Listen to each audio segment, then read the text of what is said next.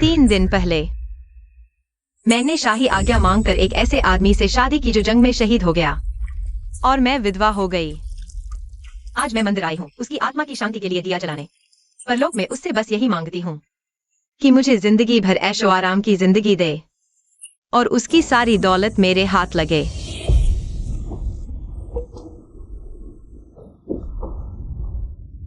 जी जुआन, क्या यह तुम हो? लगता है मेरे मरे हुए खसम ने मेरी सुनवाई नहीं की। दौलत तो दूर, यह गीदड़ जरूर सामने आ गया। सरदार, यह आप क्या कर रहे हैं? काली रात, तेज हवाएं, सामने इतनी हसीना, तो भला चोरी किसी और चीज की होगी? बस इसी की। मैं हवेली के अंदर की औरत हूँ। सरदार, आपको इसका अंजाम नहीं डराता? मौत भी गुलाब के नीचे कबूल है। भूत बनकर भी मजा ही आएगा। किताबों की हसीनाएं सिर्फ कहानियों में होती थीं। पर अब पता चला कि वो तो सामने खड़ी है। बीवी, चोट नहीं खानी तो हिलना मत। मैं हिलूं? मैं तो सोच रही थी कि काम के वक्त ऊपर चढ़कर हिलूं और आपको दिखाऊं। बीवी, बातें बड़ी बेबाक करती हो। मैं सिर्फ बातें नहीं करती, करके भी दिखाती हूँ। सरदार, आजमा कर देखोगे? मुझे ऐसी ही औरतें पसंद हैं जिनमें हुस्न भी हो और हिम्मत भी। बीवी, तुमने तो मेरे मन की मुराद ही पूरी कर दी। तो हमारा भी दिलों का मिलना हुआ ना, है ना?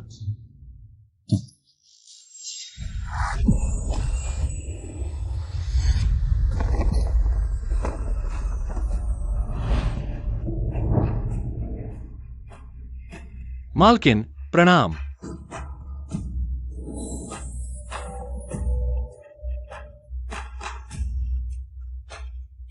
स्वामी, कितनी नन्ही और प्यारी हो तुम। मैं छोटी हूं? मालकिन बिल्कुल भी छोटी नहीं है। अच्छा हुआ जो मालकिन मुझसे बिल्कुल उलट है।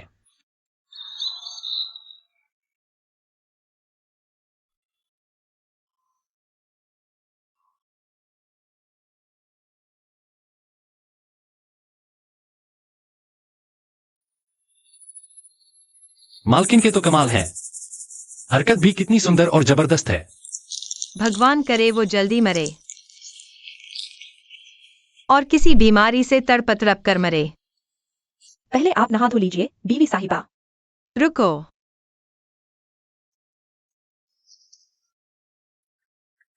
अंदर आ जाओ। सब तीसरे बेटे की गलती है। उसकी तो बीवी साहिबा से शादी होने वाली थी और वो चचेरी बहन को लेकर भाग गया। इसीलिए बीवी साहिबा की ये हालत हुई है। प्रिया, क्या तुम सच में सोंग जियाओ से शादी करोगे? मेरा दिल तो तुम्हारे लिए धड़कता है। भला मैं ऐसा कैसे कर सकता हूँ उस सोंग जियाओ जैसी बेवकूफ लड़की से जिसे रोमांस की जरा भी समझ नहीं है। लेकिन बस करो, यू एयर, अगर तुम्हें मुझ पर भरोसा है तो मेरे साथ चलो। दुनिया को दिखा देंगे कि हमारा प्यार कितना गहरा है और तब सोंग जियाओ में जरा भी शर्म बची होगी तो खुद ही शादी तोड़ देगी। ठीक है, मैं तुम्हारे साथ चलूंगी। चलो। अच्छा, अब इधर देखो। बीवी साहिबा, तीसरे बेटे तो चचेरी बहन के साथ भाग गए। अब क्या होगा? अगर उसका दिल बदल गया तो मैं भी दूसरी शादी कर लूंगी। दूसरी शादी? बताओ, अगर मैं मुशिव से शादी करूं तो कैसा रहेगा? जब मुशिव का देहांत हुआ तो उनकी कोई औलाद नहीं थी, इसीलिए मुजिन को गोद लेकर उनका बेटा बना दिया गया। अगर मैं मुशिव से शादी करूं तो विधवा जरूर बनूंगी, लेकिन मैं सीधे मुजिन की मां बन जाऊंगी। मेरा मंगेतर दूसरी तरफ गया और मैं सीधे उसकी मां बन गई। क्या बात है? चलो महारानी के पास जाकर शादी का हुक्म ले आते हैं। महारानी की शाही आज्ञा। सौंग परिवार की बड़ी बेटी सौंगशा वफादार और नेक दिल है, गुणवान, दयालु, स्वर्गीय मुशिव की पत्नी। शुभ मुहूर्त में विवाह संपन्न होगा।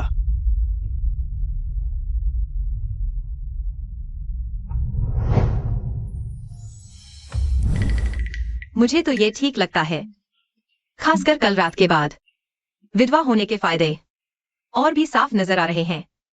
एक बदमाश ने मेरी पवित्रता छीन ली। अगर मेरा पति जिंदा होता तो जरूर पकड़ लेता, लेकिन अब मेरा पति कब्र में है। मेरे भटकने की बात उसे कभी पता ही नहीं चलेगी। विधवा होना कितना अच्छा है। चलो सामान समेटकर हवेली लौटते हैं। जी।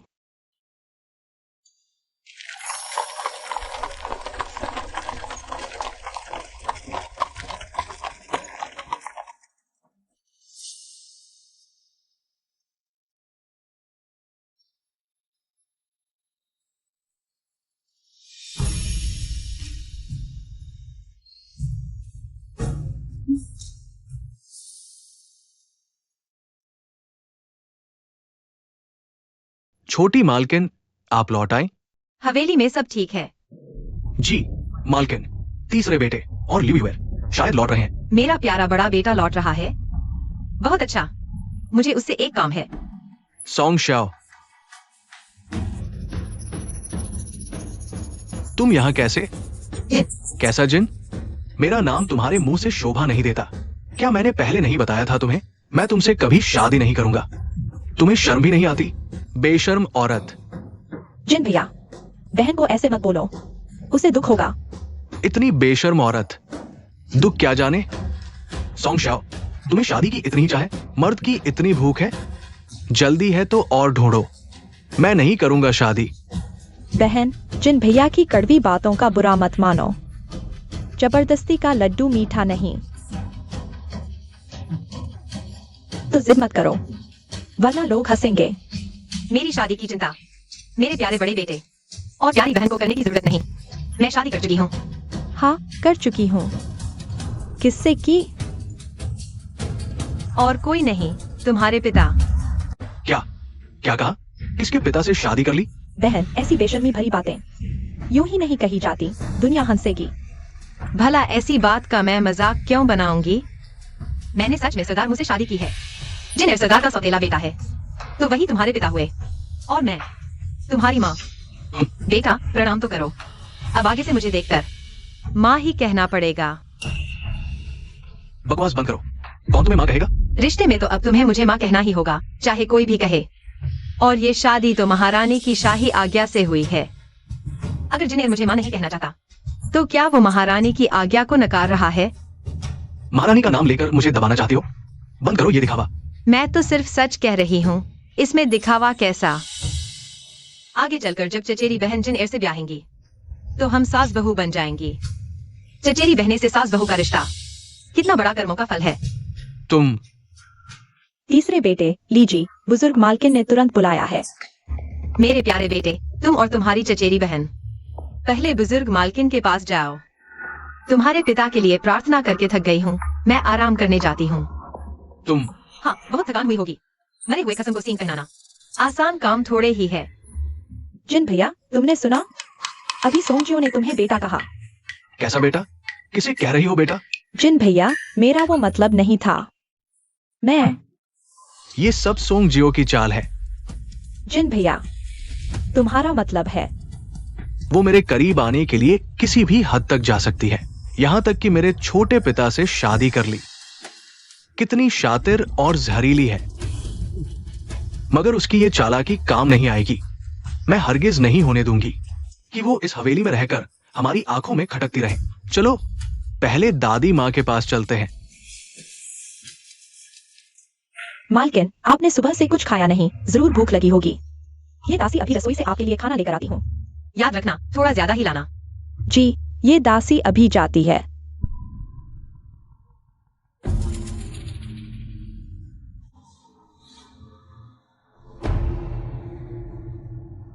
सचमुच कुत्ते की औलाद है। नीच, हरामी। मालकिन, खाना आ गया। हाँ, ले आई। मालकिन, आराम से खाइए, कहीं गले में अटक न जाए। आराम कैसे करूं? मैं तो भूख से मरी जा रही हूँ। कल पूरी रात आंखों में काटी, अपने मरे हुए खसम के लिए सींगों का तोहफा तैयार किया और खुद भी मरते मरते बची। मेरी ये सती सावित्री वाली छवि भी कमाल की है।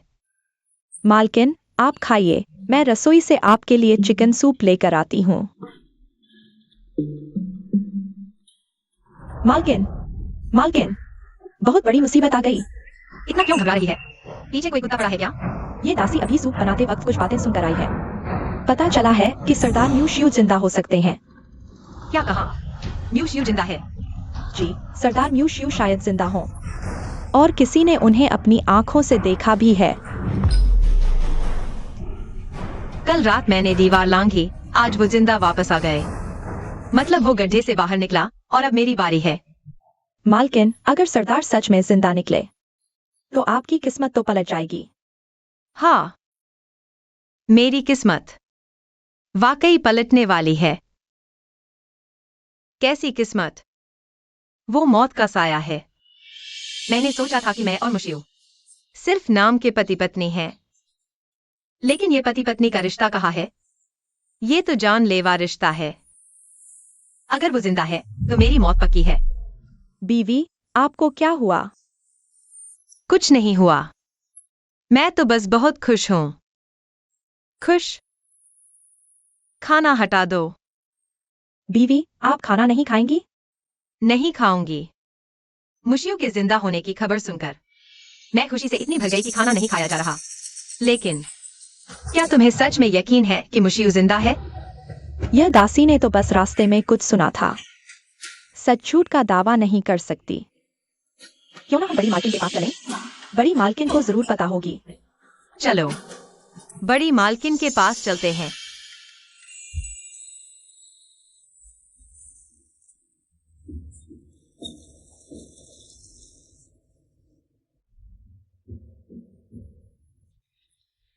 छोटी मालकिन आई है। आ ही गई हो तो अंदर आ जाओ।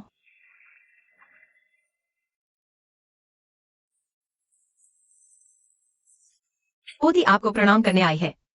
देखा आप पूजा कर रही थी, सोचा बाधा ना डालो, इसलिए अंदर नहीं आई, पर फिर भी आपको परेशान कर दिया। कोई बात नहीं, आ ही गई हो तो मेरे साथ प्रार्थना करो। जी।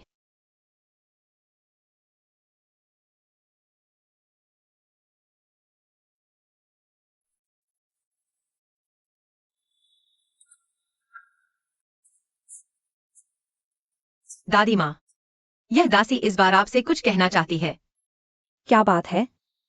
सरदार साहब अक्सर सपनों में आते हैं, कुछ कहना चाहते हैं, पर उनकी बात मुझे साफ सुनाई नहीं देती।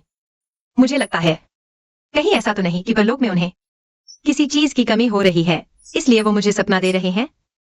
तो क्या मैं कल जाकर कुछ सामान लाऊं और उनके नाम जला दूं? आपको क्या लगता है? अगर न्यू एक्सायू जिंदा होता तो बुजुर्ग मालकिन कभी इजाजत नहीं देती, क्योंकि जिंदा इंसान के नाम का आग जलाना उसे मौत का श्राप देने जैसा ही है।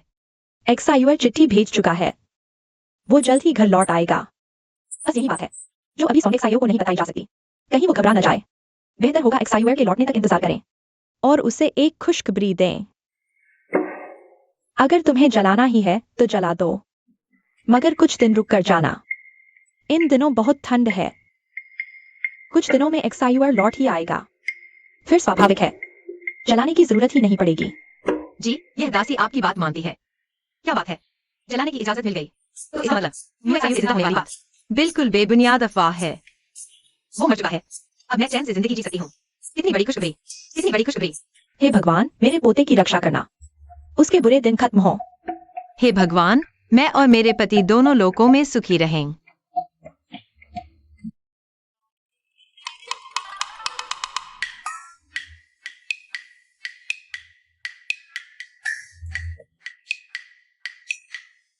हालांकि बुजुर्ग मालकिन ने कहा कि कुछ दिन बाद जलाना, पर मुझे लगता है पहले ही थोड़ा बहुत जला दो ताकि परलोक में तुम्हें कोई बेचैनी न रहे। मैं तुम्हारे लिए कुछ हसीनाएं भेज रही हूं और कुछ ऐसी किताबें भी जो तुम मर्दों को पसंद आती हैं। कल मैं कुछ सोने की मुद्राएं खरीद कर भी जला दूंगी।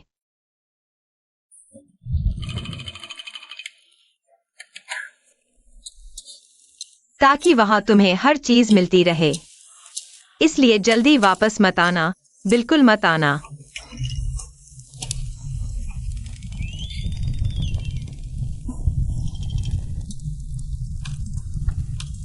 मैं तुम्हारा वैभव, तुम मेरा धन बनो।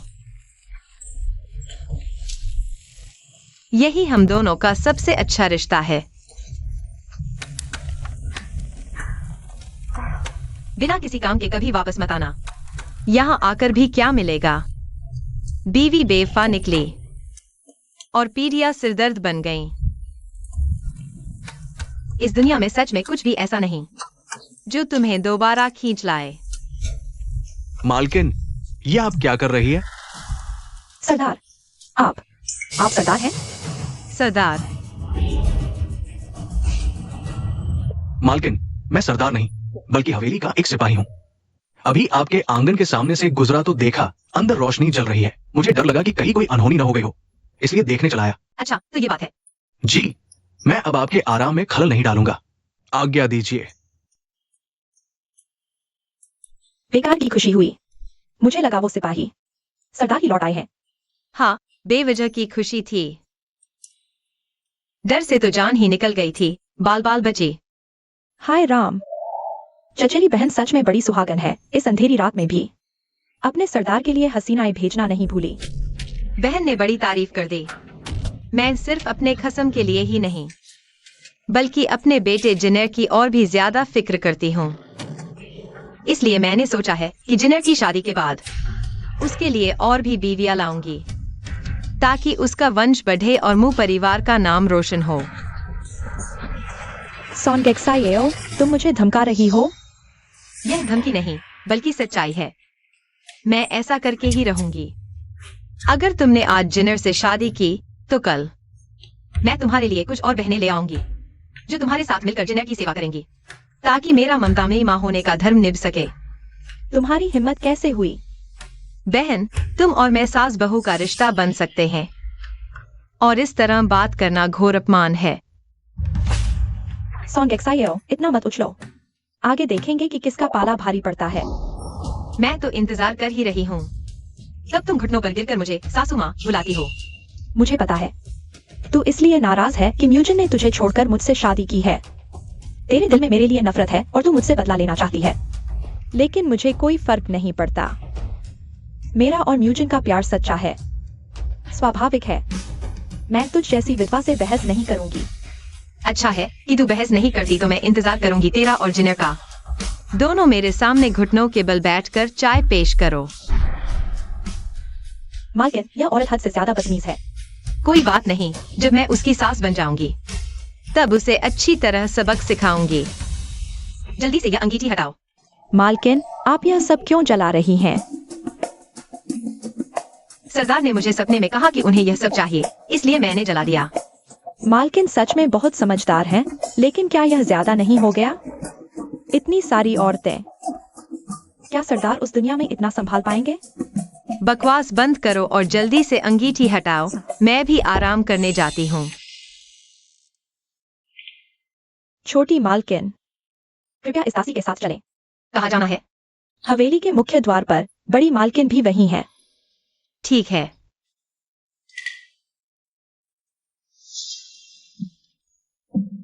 देखो, अभी तक आई क्यों नहीं? गुई माँ, क्या कोई बड़ी हस्ती आने वाली है?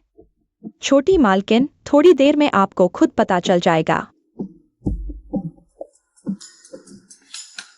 दादी माँ।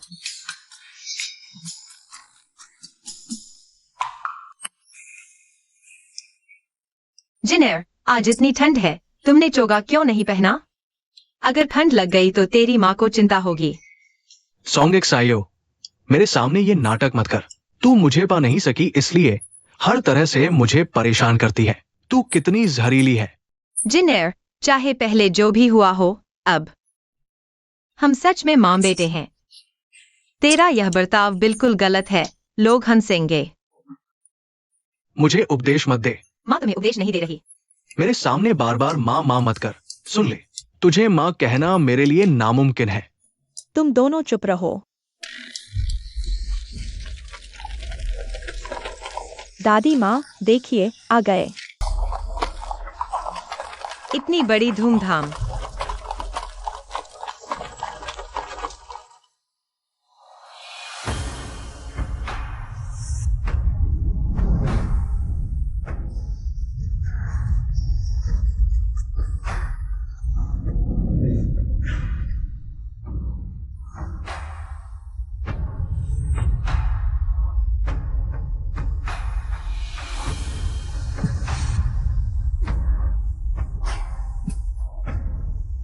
आपके अधर्मी पोते मुशियू दादी माँ से क्षमा मांगते हैं। उठो उठो, जल्दी उठो। सरदार, ये है आपकी पत्नी।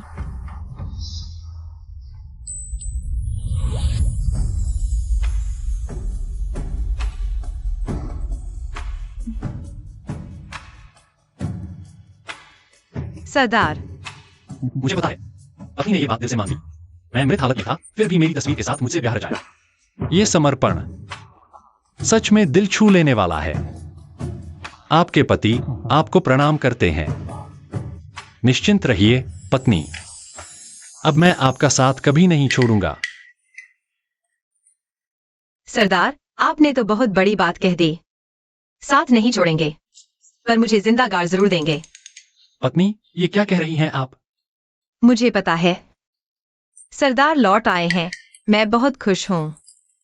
ऐसी सुशील पत्नी पाकर मन बहुत प्रसन्न है। जिस दिन पता चलेगा कि सिर पर सींग भी हैं, तब प्रसन्नता गायब हो जाएगी। दादी माँ, सरदार सफर से थके होंगे। चलिए अंदर चलकर बातें करते हैं। हाँ हाँ मुशियू, अंदर चलो। ठीक है। शियाओ शियाओ, तुम अपने कमरे में जाओ। एक पल रुकिए, मुझे मुशियू से कुछ बात करनी है। जी। मुशियू, अंदर चलो।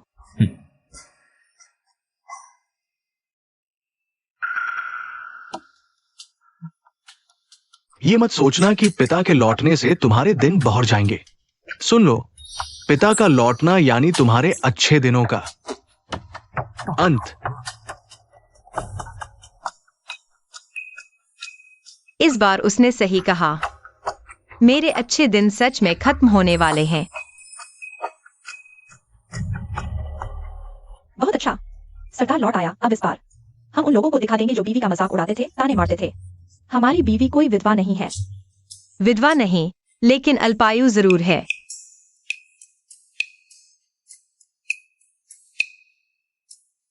मेरी जीवन रेखा भी काफी लंबी दिख रही है। मैं अल्पायु थोड़ी लगती हूँ। बीवी, हम ऐसे खाली बैठकर नहीं रह सकते, हमें कुछ करना होगा। क्या करें? अपनी कब्र खोदकर पहले खुद को दफना दें? बीवी, हम आपको सजाते हैं। इस बार हम अच्छे से तैयार होंगे ताकि सरदार देख सकें कि हमारा अद्भुत रूप उनके साथ 7 जन्मों का साथ है।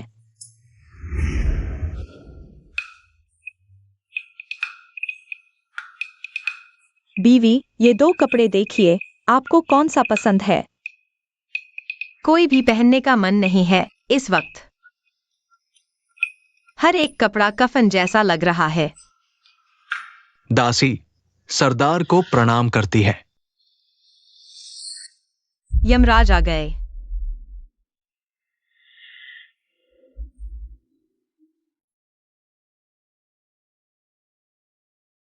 सरदार, तुम और मैं पति पत्नी हैं, इतनी औपचारिकता की जरूरत नहीं। बैठो। बीवी, सरदार, आप दोनों पहले बातें कर लीजिए। मैं रसोई से आपके लिए खाना ले आती हूँ। यह दासी तो काफी चालाक निकली। सरदार की तारीफ के लिए आभार। सरदार, मुझे इस तरह क्यों देख रहे हैं? क्या मेरे चेहरे पर कुछ गड़बड़ है? दादी माँ ने कहा कि मालकिन सुशील और सद्गुणी है, पर मैं इस बात से बिल्कुल सहमत नहीं हूं। मतलब? इतनी जल्दी पता चल गया कि मैं कामचोर, लालची और उन्हें सींग दिखाने वाली इंसान हूं। मालकिन गुणों में अद्वितीय है। सरदार, बहुत तारीफ कर दी। यह दासी इस लायक नहीं। अभी दादी माँ ने मुझसे कहा कि चूंकि मैं लौट आया हूं और हमारा दिलों का मिलना भी है, तो वह चाहती है कि आज रात तुम सुहागरात पूरी करो और पति पत्नी के रस्म रिवाज निभाओ।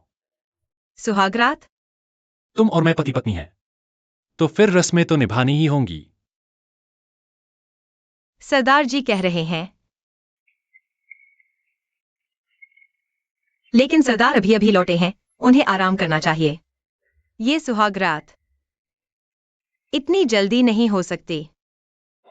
पत्नी इतना ख्याल रखती है, मैं बहुत प्रभावित हुआ। लेकिन अब पत्नी को और कोई तकलीफ नहीं होने दूंगा।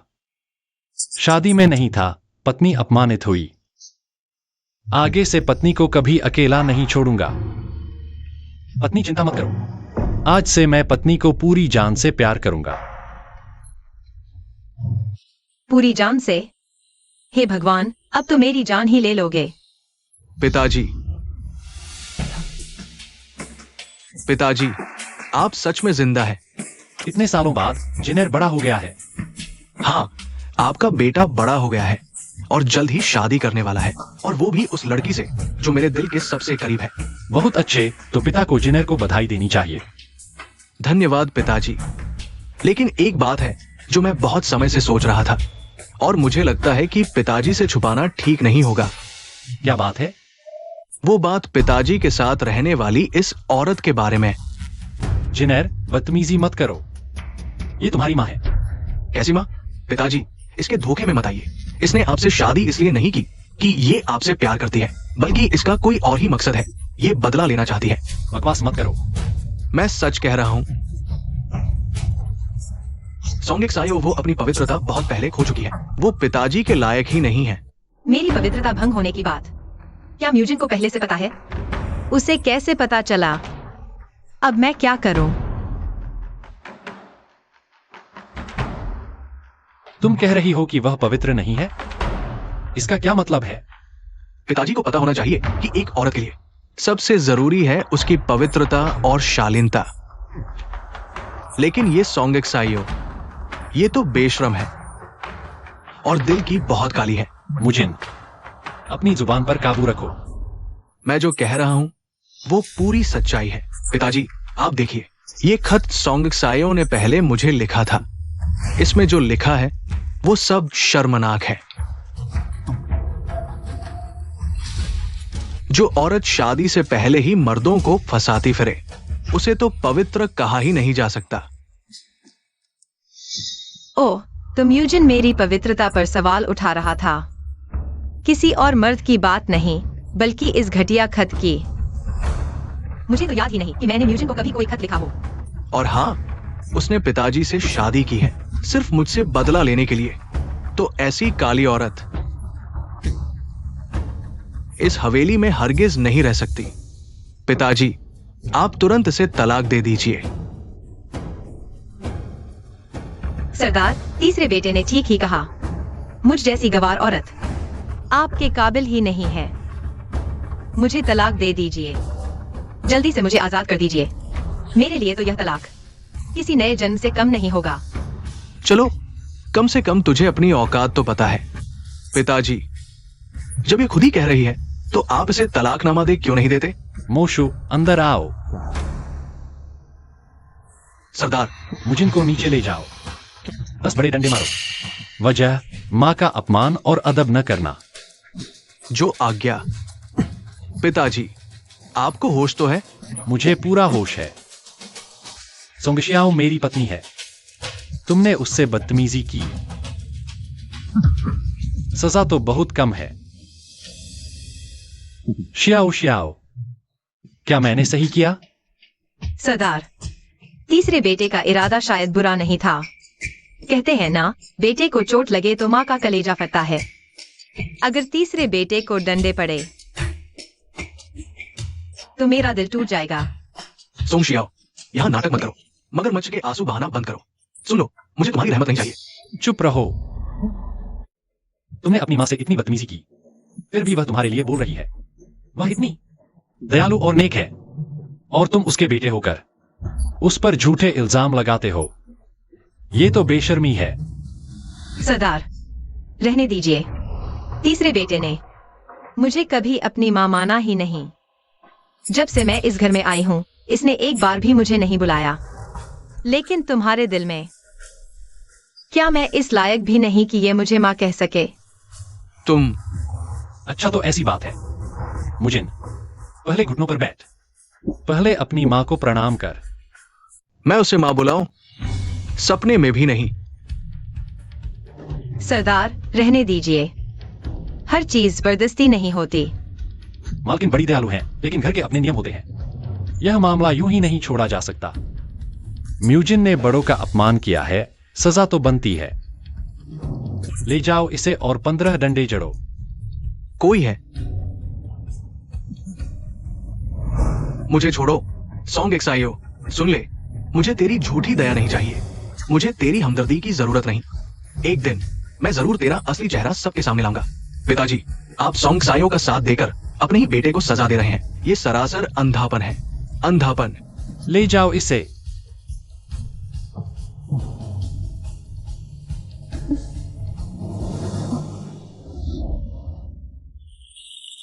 तुम फिक्र मत करो, जब तक मैं हूं तुम्हें कोई आंच नहीं आने दूंगा।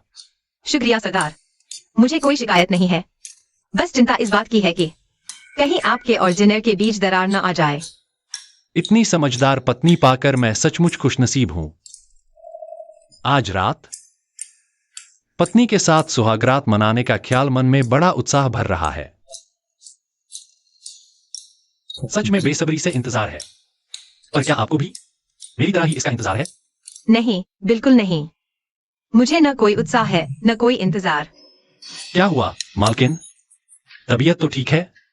नहीं, बस सरदार, अभी आपने सुहागरात की जो बात कही, शर्म से मैं पानी पानी हो गई। मुझे बहुत शर्म आ रही है।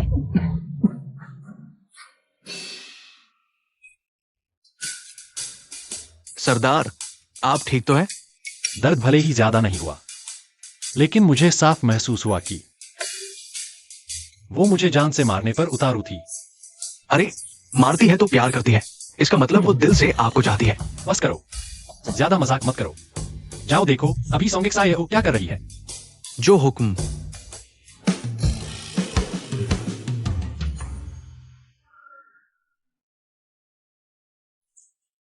सरदार, मालकिन बाहर गई तो बूढ़ी मालकिन उन्हें ले गई। अभी किसी को भेजकर मालकिन को सुहागरात की बातें समझवा रही है। कहीं कोई कमी रह जाए और सरदार का मूड खराब हो जाए। ऐसे में आज की सुहागरात का इंतजार और भी बढ़ता जा रहा है। पति पत्नी के बीच की बातें सबसे सामान्य है। छोटी मालकिन, शर्माने की कोई बात नहीं। इसमें जो लिखा है उसे अच्छे से सीख लीजिए, बहुत जरूरी है। जैसे ये तरीका, इस तरीके से संतान जल्दी होती है। छोटी मालकिन, ये बात याद रखिएगा, हमारे सरदार के घर में संतान कम है। अगर छोटी मालकिन जल्दी पहला बेटा दे दें तो बूढ़ी मालकिन और सरदार दोनों बहुत खुश होंगे।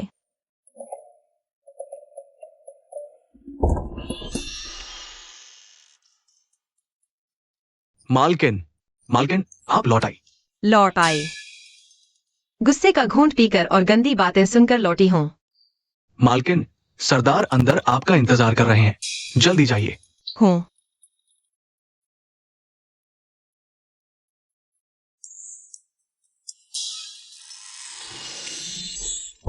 छोटी मालकिन का चेहरा तो सुहागरात वाला नहीं लग रहा।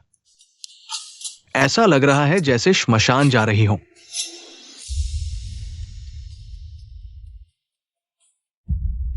मालकिन, तुम्हारा खाविंद पूरी तरह तैयार है। पता नहीं मेरी बीवी कितनी तैयार है।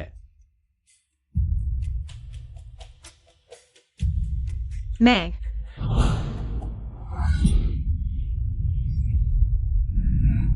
दरअसल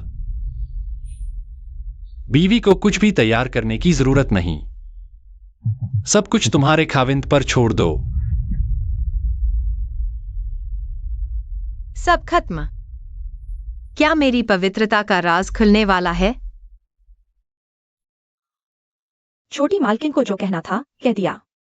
यह बूढ़ी दासी को पूरा भरोसा है कि छोटी मालकिन अपनी अक्ल से इस बात की अहमियत जरूर समझेंगी।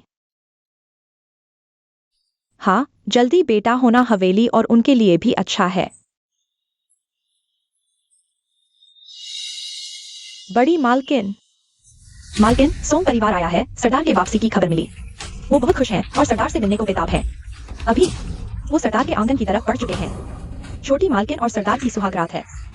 इस वक्त उनका जाना थोड़ी बाधा डाल सकता है।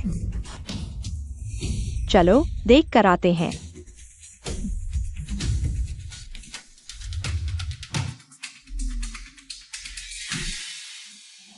समधी, इतनी रात को आप लोग कैसे? समधी दादी, इतनी रात को आना सचमुच बहुत गुस्ताखी है। बस ये सुनकर कि सरदार लौट आए हैं, हमसे खुशी रोकी नहीं गई। बस जल्दी से मिलने की चाह थी, इसलिए लिहाज भूल गए। गुस्ताखी के लिए बड़ी मालकिन हमें माफ करें। समधी, आप बहुत भारी बात कह रही हैं। आप लोगों का आना मेरे दिल को बहुत खुशी दे रहा है।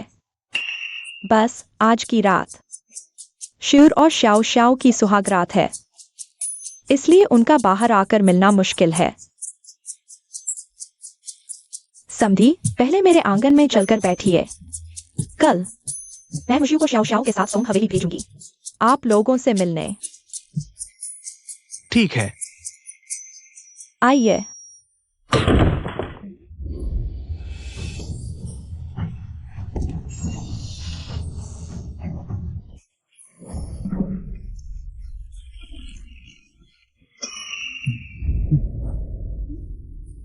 ससुर जी, सासू माँ, पहली मुलाकात में ही यह दामाद गुस्ताखी कर बैठा। समधी, दूसरी बेटी, नौकरों ने चाय नाश्ता तैयार कर दिया है। पहले मेरे आंगन में थोड़ा बैठ चलें, ठीक है? ठीक है, ठीक है। आइए, आइए।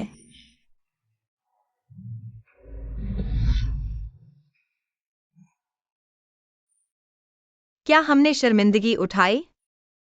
पलंग टूटा, प्यार ज्यादा।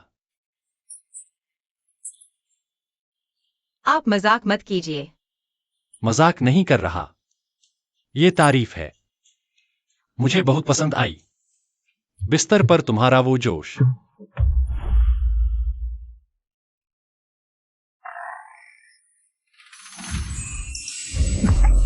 जैसे शेरनी पिंजरे से निकली हो।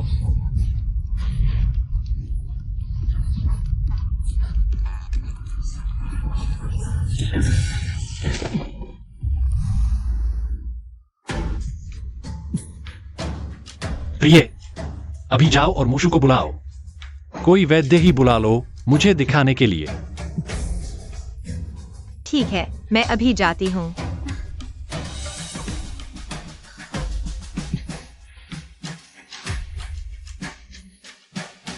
पहले सरदार, मैं वैद्य लाता हूं। बीवी, आप और सरदार ठीक तो हैं? हाँ, ठीक ही है। सुहागरात तो बर्बाद हो गई। मुशु को चोट लग गई। मेरी पवित्रता का राज फिलहाल सुरक्षित रह गया। लेकिन ये पलंग कितना कमजोर निकला। मेरा जरा सा उछलना भी बर्दाश्त नहीं कर पाया। छोटी मालकिन, अभी हुआ क्या था? मैं बस वही करना चाह रही थी जो दाई ने सिखाया था।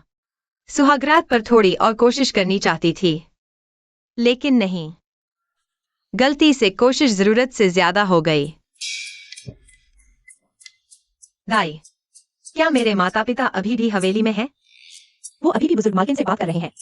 उनकी तरफ से कोई चिंता मत करो। छोटी मालकिन पहले सरदार का ध्यान रखें। कुछ भी हो, नौकरों से कहो कि बुजुर्ग मालकिन को खत्म कर दें। ठीक है।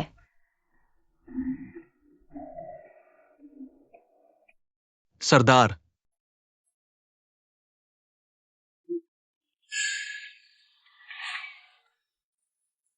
क्या जिस्म है, कितनी जबरदस्त ताकत। आखिर किस अंदाज में पलंग ही तोड़ डाला।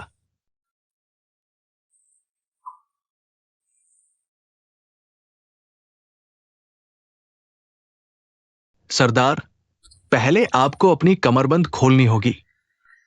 तो फिर आप जरा मुंह फेर लें। मैं आपको डराना नहीं चाहता।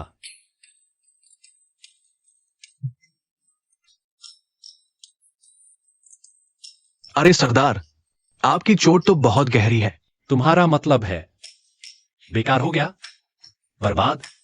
हाय राम, मैं कितनी खतरनाक हूँ। नहीं, इतना भी बुरा नहीं हुआ। बस कुछ दिन आराम करना होगा। फिलहाल पति पत्नी वाले काम नहीं कर सकते। ठीक है। भगवान का लाख लाख शुक्र, मैं फिर से विधवा बन गई। तो मैं पहले सरदार के लिए दवा लिख देता हूं, वो आराम करें। सरदार, आप अभी आराम कीजिए। मैं डॉक्टर झांग को छोड़ने जाती हूँ। डॉक्टर झांग, ये चोट ठीक होने में कितना वक्त लगेगा? कम से कम 3 महीने, ज्यादा से ज्यादा 6 महीने।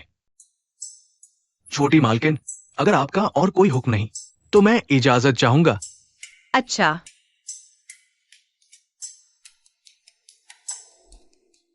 दीदी, बहन, तुम अभी तक नहीं गई? माता पिता जा चुके हैं। मुझे आपकी फिक्र है, इसलिए मैं कुछ दिन आपके साथ रह सकती हूँ। वाह, तुम्हें मेरी कितनी परवाह है। बाहर वाले शायद न जाने, लेकिन मैं अच्छी तरह जानती हूँ। सोंग जियाओ का दिल तो मुशियू पर आया हुआ है। मेरे साथ रहना तो बस एक बहाना है। असल में तुम्हारा कोई और ही मकसद है ना? दीदी, आपकी अभी अभी शादी हुई और सरदार को चोट लग गई। क्या आपकी और सरदार की कुंडली में दोष है? मेरी और सरदार की कुंडली तो महारानी ने खास तौर पर मिलवाई थी। वो तो आसमानी जोड़ी है, लेकिन बहन कहती है कि मेरी और सरदार की कुंडली में दोष है। क्या तुम्हें महारानी के चुने हुए रिश्ते पर शक है? ये औरत हिम्मत करके मुझ पर महारानी का दबाव डाल रही है। मुझे तो बस आपकी बदनामी का डर था। आप कैसे मेरी बात का ऐसा गलत मतलब निकाल सकती हैं? छोटी मालकिन, सरदार को आपकी याद आ रही है। कमरे में चलें। ठीक है। अभी तो आधा दिन भी नहीं हुआ और वो सरदार इस सोंगेक्सायो औरत पर पूरी तरह लट्टू हो चुके हैं। पल भर भी नहीं बीता कि उसे याद करने लगते हैं। सोंगेक्सायो इस मोहब्बत के काबिल ही नहीं है। बस देखती रहो। थोड़ा और खाओ। शरीर ताकतवर बनाओ। बहन, तुम अकेले ही क्यों खा रही हो? सरदार को खाना क्यों नहीं परोसती? खाते सोते समय शोर नहीं। बहन को तहजीब सिखाई गई थी। ये बात कैसे भूल गई? मिस सोंग विदिये, आपकी चिंता का शुक्रिया, लेकिन मैं तो मांस खाना पसंद नहीं करती।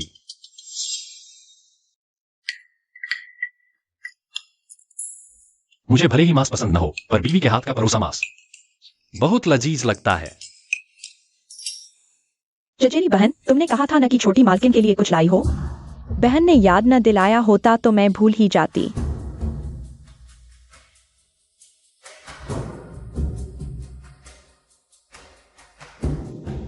इसमें तीसरे बेटे को लिखे तुम्हारे सारे खत हैं। घर में पड़े थे तो मैं सब ले आई। आखिर ये तुम्हारी चीजें हैं? क्या ये जिन भैया के नाम खत हैं? बीवी की लिखावट कितनी सुंदर है। दादी माँ देखिए, अच्छी है ना? एक्सायो की लिखावट सच में बहुत अच्छी है। क्या मुक्स्यू का दिमाग खराब हो गया है?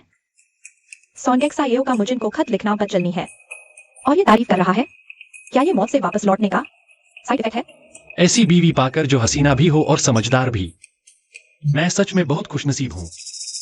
चचेरी बहन का जिन भैया को लिखा खत क्या मैं पढ़ सकता हूँ? जरूर, जो बात दिल में साफ हो उसे छुपाने से क्या डरना। चचेरी बहन देखना चाहे तो देख सकती है। बस मुझे याद नहीं कि कब तीसरे बेटे को खत लिखा। बहन, ये क्या कह रही है? खत यहाँ मौजूद है। क्या मैं झूठा इल्जाम लगा रही हूँ? बहन ज्यादा सोच रही है। मुझे बस हैरानी हो रही है।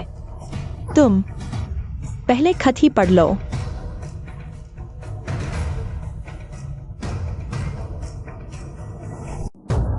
दीदी, बहन ने खत में तीसरे बेटे को क्या लिखा है? अगर बताना मुनासिब नहीं तो हम समझ सकते हैं। मेरे और तीसरे बेटे के बीच ऐसी कौन सी बात है जो कहीं नहीं जा सकती?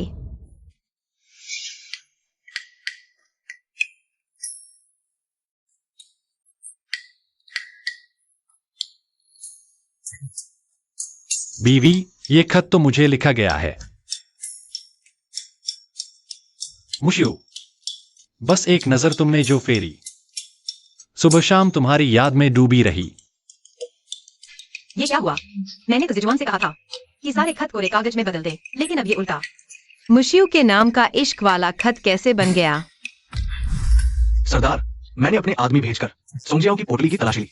उसकी पोटली से तीसरे बेटे के नाम के खत मिले। खतों में बस भड़कीली और बेशर्म बातें लिखी हुई थी और नीचे नाम भी छोटी मालकिन का था। मुझे लगता है सोंगजियाओ इन खतों के जरिए सरदार और छोटी मालकिन के बीच फूट डालना चाहती है। अच्छा जी, लेकिन छोटी मालकिन पहले ही जिजुआन से ये खत कोरे कागजों में बदलवा चुकी थी। बड़ी चालाक है ये।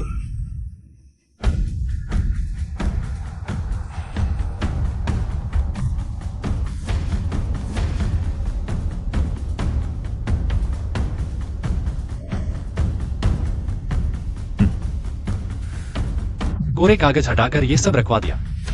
जी, बीवी का मुझसे कितना गहरा प्यार है ये मैं हमेशा से जानता हूं। ये कैसे हो सकता है?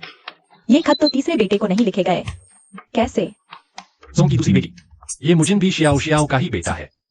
अगर शियाओ शियाओ ने उसे खत लिखा भी तो इसमें गलत क्या है? इसमें हैरान होने जैसी कोई बात नहीं है। जी, सरदार सही कह रहे हैं। दादी माँ, मैं और एक्सायो महाराज और महारानी को प्रणाम करने जाएंगे। मैं अब विदा लेती हूँ। जाओ, ठीक से जाना। जी।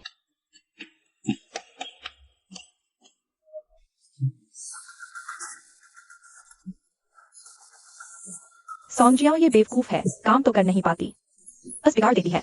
उसने कहा था कि सोंडेक्सायो और न्यूएक्सायो के बीच झड़कोल दे, और वो उठा लाई एक चिट्ठी जो सोंडेक्सायो ने सरदार को लिखी थी। आखिर में फूट भी नहीं डलवा पाई। उल्टा सरदार सोंडेक्सायो से और खुश हो गया। जिन भैया, तुम फिक्र मत करो, तुम्हें बेवजह पीटा गया। ये बात यूं ही नहीं जाने देंगे। मैं तुम्हारे अपमान का बदला जरूर लूंगी। अब मुझे कोई जल्दी भी नहीं है। क्यों नहीं है जल्दी? पहले मैं उम्मीद कर रहा था कि सोंजियाओ सोंडेक्सायो की जगह ले लेगी, पर अब लगता है उसकी अक्ल से ये हो ही नहीं सकता। भले ही सोंगजियाओ न हो, पर सोंगेक्सायो की ये हवेली की मालकिन वाली कुर्सी शायद ज्यादा दिन टिक भी न पाए। जिन भैया, इसका क्या मतलब?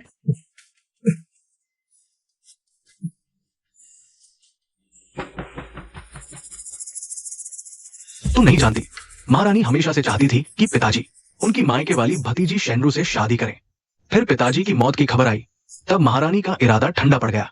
अब पिताजी जिंदा लौटे हैं और उनकी फौज की ताकत शेनरू के परिवार के लिए बहुत बड़ा सहारा बन सकती है। तुम देखते जाओ, हमें कुछ नहीं करना पड़ेगा। महारानी खुद ही कदम उठाएंगी और सोंगेक्सायो को इस हवेली से बाहर निकाल देंगी। सरदार, ससुर जी। सरदार, आखिर आ ही गए। महाराज इंतजार कर रहे थे। यह दास अभी अपनी पत्नी को लेकर महाराज के चरणों में जाता है। महाराज को शासकीय चर्चा करनी है। सरदार की पत्नी वहां। शायद असुविधा हो। सरदार की पत्नी पहले महारानी से मिले, वे भी प्रतीक्षा में हैं। ठीक है, तो मैं पहले महारानी को प्रणाम करती हूँ। महारानी की जय हो।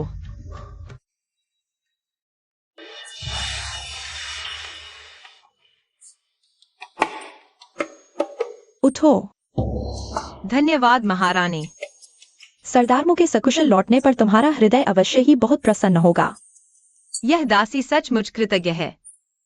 सच कहूँ तो अब सोचती हूँ उस समय तुम्हारा और मुशियू का विवाह तय करना आखिरकार कुछ जल्दबाजी में हो गया था। वैसे सरदार मु और शेन परिवार की बड़ी बेटी शेनरो, दोनों दिलों का मिलना था, एक दूसरे के लिए बने थे, पर किस्मत को कुछ और ही मंजूर था। उस समय जब मुशियू की शहादत का समाचार मिला था, शेनरू टूट सी गई थी, यहाँ तक कि उसने आजीवन विवाह न करने जैसी बातें तक कह दी थीं। और वह सचमुच बहुत जिद्दी और भावुक है। यही कारण है कि अब 17 वर्ष की हो गई है, पर अब तक विवाह नहीं किया। महारानी का यह क्या मतलब है? क्या मुझे इशारा कर रही हैं कि मैं स्वयं अपना स्थान छोड़ दूं? सरदार के निधन की खबर पाकर मैंने कुछ नहीं सोचा। अब सरदार लौट आए हैं और शेन बीवी से उनका दिलों का मिलना भी है, तो ऐसे में इस दासी का बीच में होना उचित नहीं है। महारानी से विनती है, इस दासी को अलग होने की आज्ञा दें। तुम्हें पक्का यकीन है? मुझे पूरा यकीन है। यह सरदार और शेन लड़की दोनों ही वफादार और दिलदार इंसान हैं। रिश्ते के लिहाज से यही दोनों एक दूसरे के लिए बने हैं। जब तुम्हें यकीन है तो मैं। महाराज पधार रहे हैं।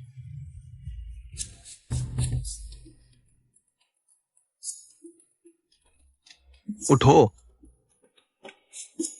आओ। महाराज, सरदार, आप लोग तो राजकाज में व्यस्त थे, यहाँ तक आने की फुर्सत कैसे मिली? राजकाज तो चल ही रहा है, बस ये सरदार अपनी बीवी की फिक्र में बेचैन था, इसलिए मैं भी इसके साथ चला आया। सच में यह सरदार तो अपनी बीवी के लिए इतना परेशान रहने लगा है। मुझसे शिष्टाचार भूल हुई, महारानी और महाराज मुझे माफ करें। अगर अभी एक्सायो से कोई गलती हुई हो तो मैं उसकी माफी मांगता हूँ। सरदार, बात इतनी बड़ी नहीं। एक्सायो बहुत अच्छी है, बस उसने मुझसे तुमसे अलग होने की इजाजत मांगी है। अलग होने की। बीवी को ऐसा क्यों लगा? क्या मुझसे कोई नाराजगी है? उसे तुमसे कोई शिकायत नहीं है, बस उसे पता चला है कि तुम्हारा और शेंडू का दिलों का मिलना था। वो तुम्हारी खुशी के लिए रास्ता छोड़ना चाहती है। ये सब शहर की अफवाहें हैं। शेन लड़की बहुत होनहार है, मैं उसकी इज्जत करता हूं, लेकिन दिल में कभी कोई बात नहीं थी। तुम्हें गलतफहमी हुई है। आगे से ऐसी बात मुंह पर मत लाना, कहीं शेन लड़की की इज्जत पर आंच ना आए। म्यूएक्सायु ठीक कह रहा है। अगर तुम्हारे खसम का दिल पहले से शेन लड़की पर होता तो वो कब का मुझसे शादी की इजाजत मांग लेता। आज तक इंतजार क्यों करता है ना माँ? महाराज ने सही कहा। यह दास इस बार केवल महारानी का आभार मानने आया है। महारानी का कोटि कोटि धन्यवाद जो मुझे इतना अच्छा रिश्ता दिया। एक्साएओ बहुत समझदार, आज्ञाकारी और ख्याल रखने वाली है। मुझे वह बहुत पसंद है। तुम्हें पसंद है तो इससे अच्छी बात क्या हो सकती है? जी, एक्साएओ में रूप और गुण दोनों हैं। रिश्ते निभाना जानती है, शास्त्रों और संस्कारों की समझ रखती है, बिल्कुल पवित्र और निष्कलंक है। इतनी तारीफ की पसीना छूट गया, और ऊपर से पवित्रता। पवित्रता कहाँ से लाएगी?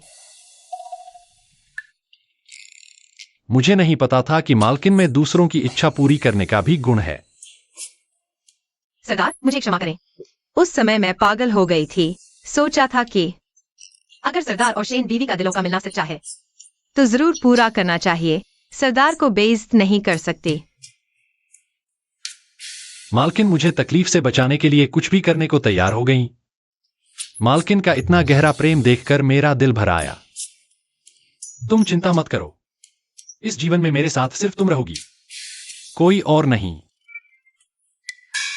सरदार, लेकिन अब से ये तलाक वाली बात फिर कभी मुंह पर मत लाना।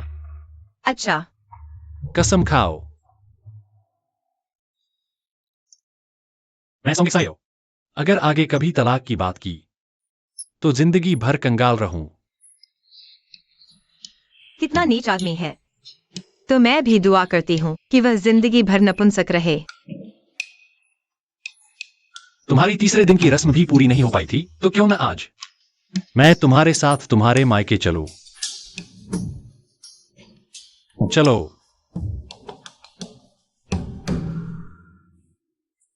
मालिक, आप तो बड़े हैं, आपको खुद आगे बढ़कर स्वागत करने की जरूरत नहीं। मूर्खता। पद की बात करें तो म्यूएक्सायु मेरे वरिष्ठ अधिकारी हैं। उनके सामने भला कैसा दिखावा। ये दामाद का स्वागत नहीं, मालिक का स्वागत है। बड़े मालिक, बड़ी मालकिन, दामाद साहब आ गए हैं।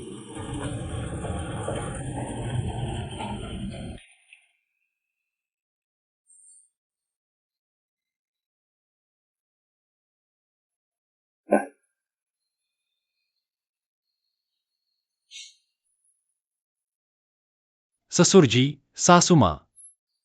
हमारे होनहार दामाद इतने व्यस्त होते हुए भी खुद कैसे आ गए? कितना भी व्यस्त हूं, रीतियां तो निभानी ही पड़ती है। सास ससुर का आदर करना दामाद का धर्म है। बहुत अच्छे, तो चलिए अंदर पधारिए जल्दी। ससुर जी, चाय लीजिए। तुम भी पियो। है और सौम्यान महज एक मेहमान। जब मैं पहले म्यूएक्सायु से शादी करने वाली थी, गुस्से में उसे मरा दामाद कहते थे। अब वो सारा रौब कहाँ गायब हो गया? क्या जिंदा म्यूएक्सायु भूत से भी ज्यादा खौफनाक है? ससुर जी का कार्यकाल बहुत अच्छे से चल रहा है। अगर मैं कहूं कि अच्छा नहीं चल रहा तो क्या म्यूएक्सायु मेरी मदद करके मुझे तरक्की दिला देगा, मुझे ऊंचे ओहदे पर पहुंचा देगा? वाकई बहुत सारी परेशानियां हैं। दिल से कुछ और करने की चाहत है, पर ओहदा ही नहीं, पहुंच ही नहीं पाता ना। जैसा मैंने सोचा था वैसा ही। राजनीति में आदमी की क्षमता की मर जाती है। मुंह खोलो तो बस तरक्की की भीख। ससुर जी की ऐसी इच्छा राज्य के लिए सौभाग्य की बात है, पर इतना काम करेंगे तो एक्साएओ को बहुत तकलीफ होगी। दामाद होने के नाते मैं भी नहीं चाहता कि ससुर जी खुद को थकाए, इसलिए ससुर जी बस उतना कीजिए जहाँ पड़े, दिल का ख्याल कीजिए। स्वास्थ्य सबसे बड़ा धन है। अच्छा, मालिक सोच रहे थे कि म्यूएक्सायु उन्हें तरक्की दिलाएगा, पर म्यूएक्सायु ने तो साफ कह दिया कि ख्वाब देखना बंद करो। बड़ी शर्मिंदगी हुई। मैंने नौकरों से सुना कि एक्साएओ जब छोटी थी पिता की जरूरत पर दुखी हुई, इसीलिए मैं चाहता हूँ कि ससुर जी की जिंदगी आराम से कटे। ताकि जब भी एक्साएओ आपसे मिलने का मन करे, अब जब भी पापा की याद आए लौट कर मिल सकूंगी, खुश हो। बहुत खुश। और पिताजी, आप खुश हैं? स्वाभाविक है, बहुत खुश हूँ। मालिक, सरदार, मैंने एक्सायो को बहुत समय से नहीं देखा। मैं उससे कुछ अपने दिल की बातें करना चाहती हूँ। क्या आप लोग इजाजत देंगे? सरदार, आप ही बताइए। बीवी जो कहें वही करता हूँ। म्यू एक्सायू तो बीवी का गुलाम बन गया है। तो सरदार और पिताजी बातें करें, मैं माँ के साथ जाकर आप लोगों के लिए दोपहर का खाना बनवाती हूँ। ठीक है।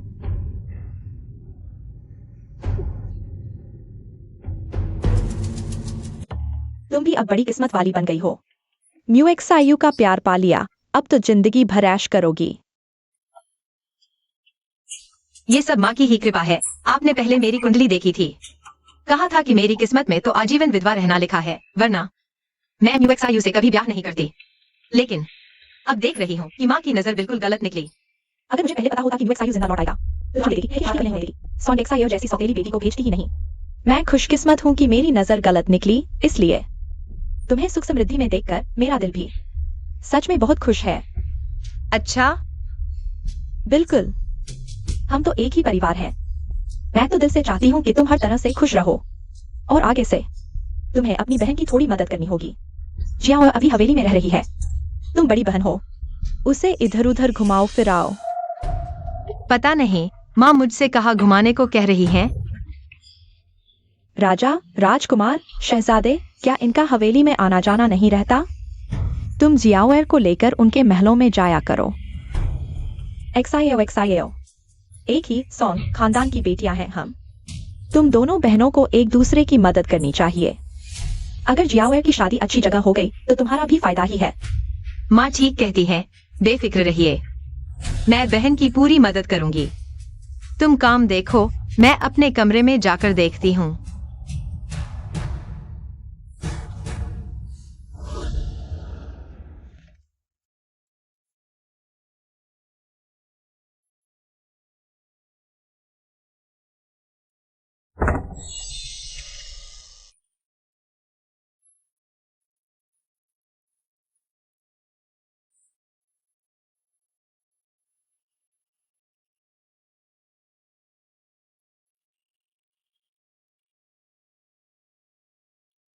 बीवी, वो दूसरी मालकिन तो हद ही कर रही है। पहले भी आपको तड़पाती थी, और अब जब आपकी हालत थोड़ी सुधरी है तो आपके जरिए दूसरी बीवी के लिए कोई बड़ा रिश्ता ढूंढना चाहती है। सबने देखना बंद नहीं करती। वो तो चाहती ही है कि सोंग जियाओ की शादी अच्छी जगह हो, लेकिन अफसोस, सोंग जियाओ जिसे चाहती है वो कोई राजकुमार नहीं, बल्कि उसका अपना जीजा मुशियू है। मैं तो दुआ करती हूँ कि सोंग जियाओ की मुराद पूरी हो। अगर वो इस घर में आई तो मुझे आराम से तलाक लेकर जाने का मौका मिल जाएगा। अच्छा है कि अब सरदार साहब आपके साथ हैं, आपका सहारा बने हैं। अब वो लोग आपको सताने की सोच भी नहीं सकते। शायद उस वक्त मुशियू लियू से भी ज्यादा मुझसे नफरत करे।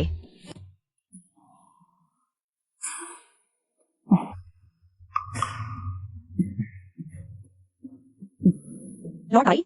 हाँ। आज सब कुछ ठीक रहा? ठीक रहा, बस मैंने शियाओ को आराम करने भेज दिया। वो आपको सलाम करने नहीं आई। माफी चाहती हूँ दादी माँ। कोई बात नहीं, तुम अपनी बीवी का ख्याल रखते हो। ये देखकर मेरा दिल खुश है। बैठो। संभल कर। महारानी ने आज कुछ खास कहा। महारानी चाहती हैं कि मैं सोंग शियाओ को छोड़ दूं और शेन रू से शादी करके शेन परिवार से रिश्ता जोड़ लूं। शेन परिवार उनका मायका है और दूसरे राजकुमार का ससुराल भी। अगर तुमने शेन रू से शादी कर ली तो तुम दूसरे राजकुमार के साड़ू बन जाओगे। महाराज की नजरों में तुम सीधे दूसरे राजकुमार की तरफदारी करते नजर आओगे। ये अच्छा संकेत नहीं है। आप ठीक कहती हैं। महाराज पहले से ही उस महत्वाकांक्षी दूसरे राजकुमार से सावधान है, जो हर तरफ दरबारियों को अपनी ओर मिला रहा है। इसके फायदे नुकसान तुम मुझसे बेहतर समझते हो। भले ही शेन परिवार से रिश्ता ना जोड़ो, लेकिन सोंग शियाओ से अच्छा बर्ताव करो। अगर पति पत्नी में प्यार रहेगा तो महारानी के पास तलाक की कोई वजह नहीं होगी। दादी माँ निश्चिंत रहें, बिना इन सब के भी मैं सोंगशियाओ को कभी नहीं छोड़ूंगा। सच में पसंद है वो तुम्हें? हाँ, आखिर इस पूरी राजधानी में सुहागरात पर जो पलंग तोड़ सकती है वो बस यही एक है। मेरे लिए यह अनमोल है। पसंद हो तो ठीक है। वक्त काफी हो चला है, मैं अब आराम करने जाती हूँ। ठीक है, आप जल्दी आराम कीजिए। हम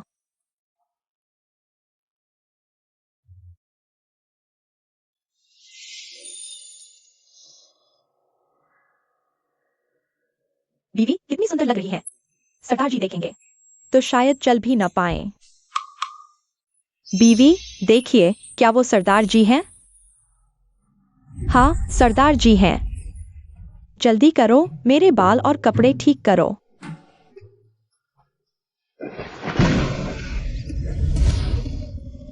सरदार जी। सरदार जी, यहाँ कोई भूत है। सरदार जी, आप आगे बढ़िए, मैं पीछे संभालता हूँ। ठीक है। सरदार जी। चुड़ैल कहाँ भागेगी?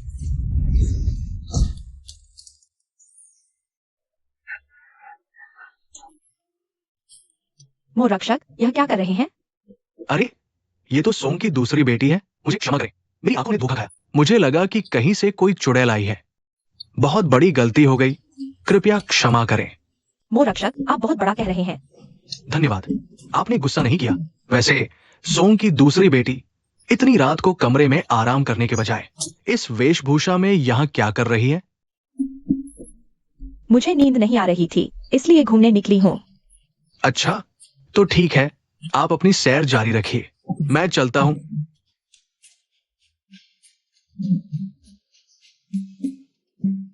बीवी, आप ठीक हैं? हाँ, ठीक हूँ। कहाँ से आई चुड़ैल?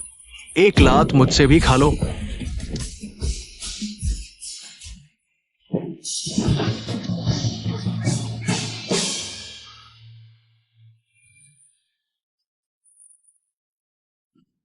सोंगजियाओ, अब क्या हालत है? जब मैं लौटा उसे एक और लात पड़ चुकी थी। लगता है अब आगे से वो रात में बाहर घूमने की हिम्मत नहीं करेगी। सरदार, आप स्नान कर लीजिए, मैंने पानी तैयार करवा दिया है। ठीक है।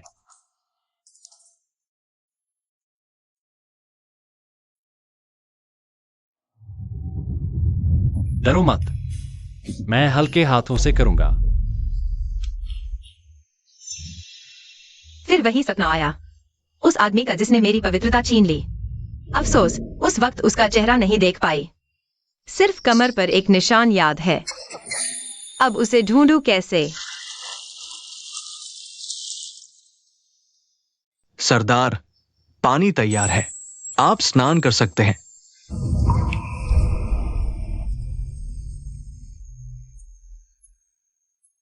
मोशु, बताओ, अगर सोंगशियाओ को पता चल जाए कि उसकी पवित्रता छीनने वाला मैं ही हूं, तो वह क्या करेगी?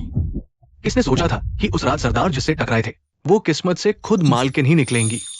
हालांकि मालकिन को तो जश्न मनाना चाहिए और खुश होना चाहिए, वरना अगर कोई और मर्द होता तो सरदार की पत्नी का दर्जा तो दूर, उनकी जान भी बचती या नहीं, कहना मुश्किल है। सच कहूं तो मैंने भी यही सोचा था, लेकिन इन दिनों की मुलाकातों से मैं पक्के तौर पर कह सकता हूं कि उसकी प्रतिक्रिया में खुशी या राहत जैसा कुछ नहीं है। सरदार ऐसा क्यों कह रहे हैं? इन दिनों मैंने गौर किया, वह हमेशा कानून की किताबें पढ़ती रहती है, जैसे किसी की खाल उधेड़कर इंसान बनाने पर सजा होगी या नहीं, और ऐसी कड़ी सजाएं देने के लिए क्या क्या तैयारी चाहिए। ऊपर से वह जितनी सीधी और आज्ञाकारी दिखती है, अंदर से वह भेड़ की खाल में छिपी भेड़िया है। लेकिन एक कुंवारी लड़की की पवित्रता छिन जाने पर उसकी पहली प्रतिक्रिया घबराना या टूट जाना नहीं थी, बल्कि उस आदमी की पहचान याद रखना था और सोचना था कि उसे कैसे जिंदा लाश बनाया जाए। काफी दिलचस्प है। सरदार की ये हंसी कुछ अजीब सी लग रही है, बिल्कुल उस बसंत की बिल्ली की तरह। सरदार, आपको फिर भी मालकिन से सावधान रहना चाहिए। किस बात का सावधान? उसी का। सरदार, रूप के चक्कर में आदमी अपनी जान गवा बैठता है। जाओ।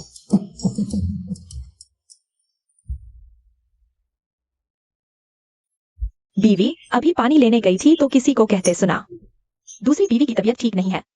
बीमार? पता नहीं। कौन बीमार है? सरदार। शायद सोंग जियाओ है, सुना है उसकी तबीयत खराब है, बीमारी होगी। अगर ऐसा है तो फौरन दूसरी बीवी सोंग को उसके मायके भेज दो। वापस भेज दो। ये दूसरी बीवी सोंग हवेली में आई ही 2 दिन हुए हैं और बीमार पड़ गई। इससे साफ जाहिर है कि उसकी हमारी हवेली से कुंडली नहीं मिलती। कहीं हमारे घर की नजर उसे लग जाए और उसकी तबीयत और बिगड़ जाए, इसलिए उसे फौरन वापस भेज देना ही ठीक है। बीवी को क्या लगता है? मुझे लगता है सरदार ने बिल्कुल ठीक कहा। सरदार ने बहुत अच्छा कहा।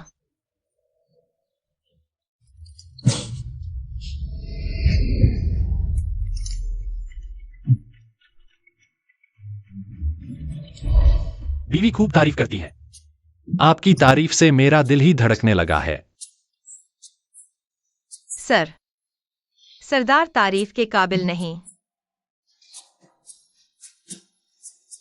बीवी, जरूर सोंग एक्सायो ने सरदार के कान भरे हैं, तभी तो सरदार इतनी जल्दी आपको भेजना चाहते हैं। तुम्हें सच में ऐसा लगता है? मुझे पूरा यकीन है। सोंग एक्सायो ने ऐसा इसलिए किया क्योंकि वो डर गई है। कहीं तुम उससे सरदार की बीवी वाली कुर्सी न छीन लो, इसीलिए उसने साजिश करके तुम्हें भेजने का फैसला किया। ये तो डर ही गई। क्यों है, जाओ सामान बांध लो, हम वापस सोंग हवेली चलते हैं। बीवी, क्या हम सच में ऐसे ही चले जाएंगे? अभी तो वक्त पड़ा है। जल्दी क्या है? मैं उस सोंग एक्सायो को देख लूंगी। बीवी, सरदार दरबार गए हैं। दूसरी बेटी और कुईर अभी अभी यहाँ से चले गए। इस बार तो वो बड़ी आसानी से चली गई। सरदार ने खुद ही निकाला है तो उसके पास रुकने की कोई वजह भी नहीं बची। हाँ, ये चिट्ठी अभी मैनेजर झो ने दी थी। आपको देने को कहा। मेरे लिए? हूँ। मुझे कौन चिट्ठी लिखेगा? सरदार की पत्नी पिछले महीने आप मंदिर में पूजा करने आई थी। मैंने देखा कि आप चुपके से आपके कमरे में घुसा। अगर आपको ठीक लगे तो एक बार मंदिर आइए। मेरे पास आपके लिए कुछ है। बीवी, आपको क्या हुआ? मुझे मंदिर जाना है। सरदार की पत्नी, चिट्ठी मैंने ही भिजवाई थी। बताइए गुरुजी, क्या आपने उस आदमी का चेहरा देखा? उस वक्त बहुत अंधेरा था, मैं उसका चेहरा नहीं देख पाया। बस हल्का सा दिखा कि कद काफी ऊंचा था, लेकिन मुझे ये मिला था।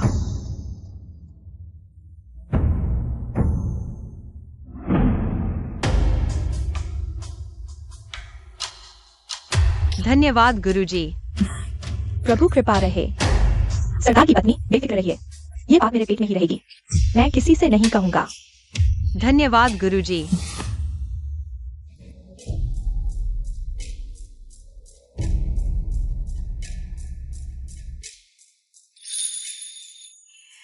उस दिन जब वो आदमी गया, मुझे कमरे में आधी जेड मिली। उसके साथ ये जुड़कर अब पूरी हो गई है। ये जेड लेकर जौहरी की दुकान जाइए, शायद इसका मालिक मिल जाए। जी जवान, जेड की दुकान चलो। हाँ।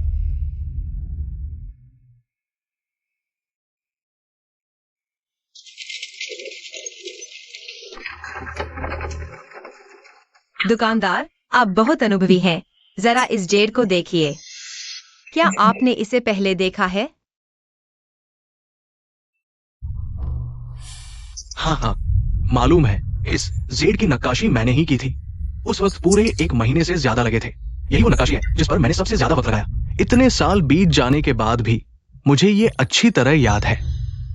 बड़े अफसोस की बात है, इतनी कीमती और नफासत भरी चीज आखिर टूट कैसे गई? तो क्या आपको याद है कि इसे किसने खरीदा था? बिल्कुल याद है। कौन? इस जेड का मालिक कोई और नहीं बल्कि सोंग परिवार के बेटे सोंगई है, यानी बीवी, तुम्हारा अपना बड़ा भाई। या कैसे मुमकिन है? ऐसी जेड की नक्काशी तो मैंने सिर्फ एक ही बनाई है, लेकिन मुझे लगता है मैंने किसी और जेड की दुकान में भी ऐसी ही बनी देखी है। सरदार, छोटी मालकिन ने अभी अभी संदेश भिजवाया है। सोंग की दूसरी बेटी बीमार है, उन्हें चिंता है। मंदिर से लौटने के बाद वो सोंग परिवार जाएंगी, फिर वापस आएंगी। हूँ, समझ गया। सरदार, छोटी मालकिन और सोंग की दूसरी बेटी में अच्छे संबंध नहीं। उनके वहां जाने के पीछे जरूर कोई चाल है। सिपाहियों को हुक्म दो, चुपके से सुंगशियाओं की हर हरकत पर नजर रखो। अगर कुछ भी गड़बड़ हो तो फौरन इत्तला दो। जो हुक्म।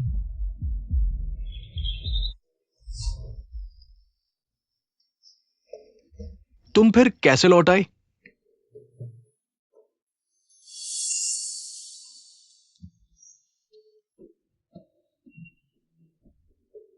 म्यूएक्सायु कहाँ है? क्या वह भी लौटा? वह नहीं आया, सिर्फ मैं लौटी हूँ। एक ऊंचे ओहदे वाला दामाद है जो मुझे आग का कांटा समझता है। फायदा न मिले तो जल भुन जाता है। पिताजी। बेटी, मैं तो तुम पर जलती हूँ। मुझ पर क्या जलना?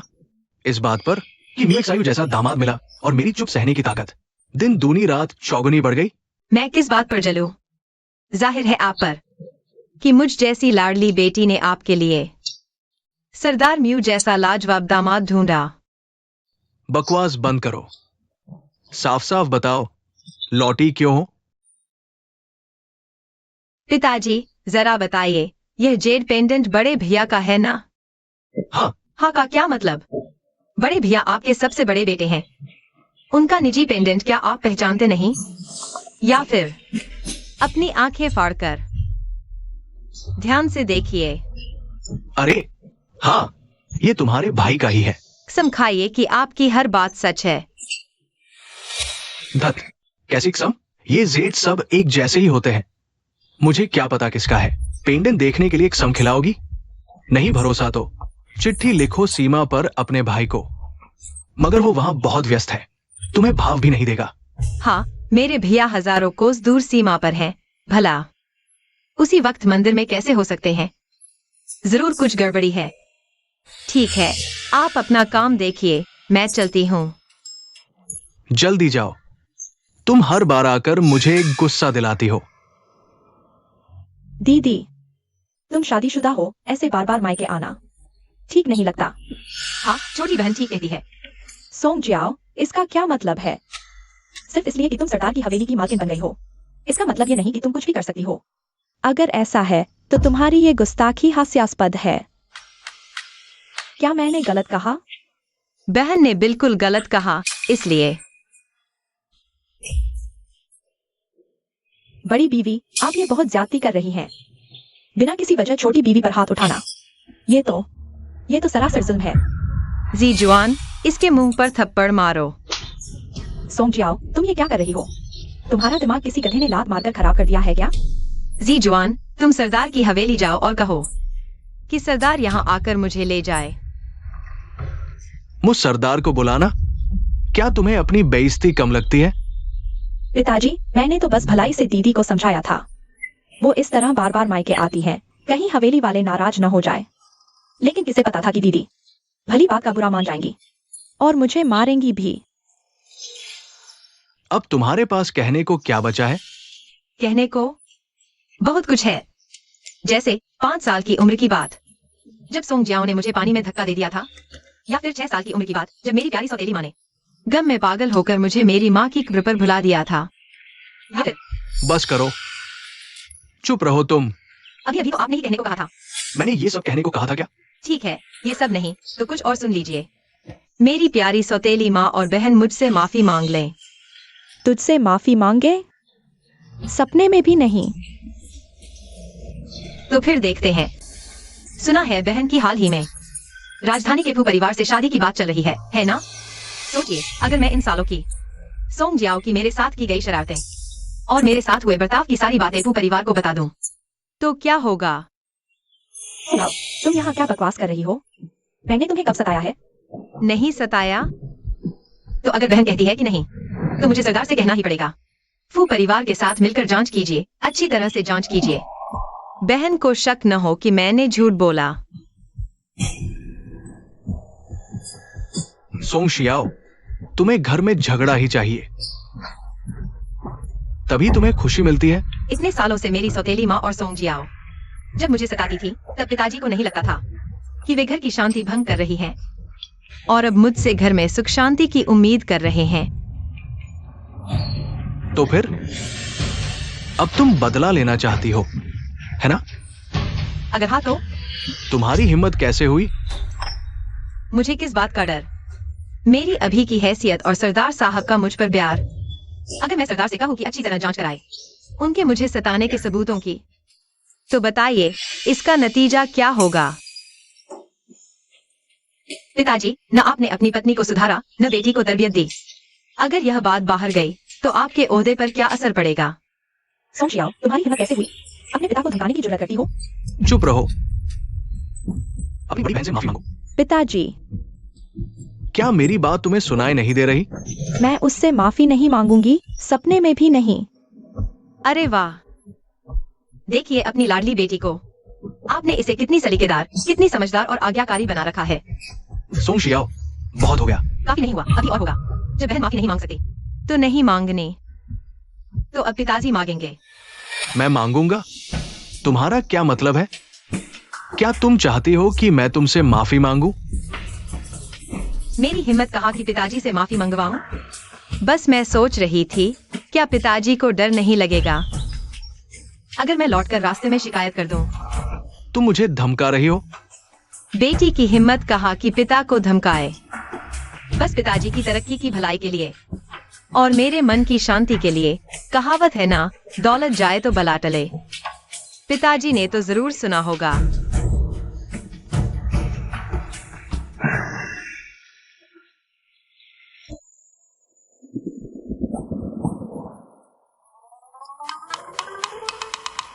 पिताजी कितने उदार हैं। शायद मुझे ये चांदी लेकर सीधे दूर कहीं भाग जाना चाहिए, इस डर से मैं जिंदगी से आजादी पालूं। बीवी, ये तो तीसरे बेटे हैं। मेरे बेटे, तुम कैसे आए? सोंग शियाओ, मैं तुझे चेतावनी देती हूँ, अगर तूने मुझे फिर से ऐसे बुलाया तो अपनी जान की खैर मनाना। मेरे बेटे, तुम ऐसा क्यों कह रहे हो? सोंग शियाओ, नाटक मत कर मेरे सामने। तुझे लगता है कि मेरा वो सस्ता बाप लौट आया तो तुझे सहारा मिल गया और तू बेधड़क मुझे जहर देगी, मुझे नीचा दिखाएगी? सुन ले, चाहे कुछ भी हो जाए, मैं हमेशा मुंह परिवार की संतान हूं। अगर मैं तुझे मार भी डालूं तो भी मुंह परिवार मेरा ही साथ देगा। मुंह परिवार की इज्जत तेरी जान से कहीं ज्यादा कीमती है। मेरे बेटे, याद दिलाने का शुक्रिया। माँ ने ये बात नोट कर ली है। शायद मैं मुजिन और मुशियू का रिश्ता तोड़ने के लिए इसी का इस्तेमाल करूं। माँ ने मुझे तुम्हें हवेली वापस ले जाने को कहा है। चलो जल्दी। मुझे सोंग शियाओ को लेने भेजा। बाहर से माम बेटे का प्यार दिखाना कितना बेकार है। मेरा और सोंग शियाओ का इस घर में कभी माम बेटे जैसा रिश्ता हो ही नहीं सकता।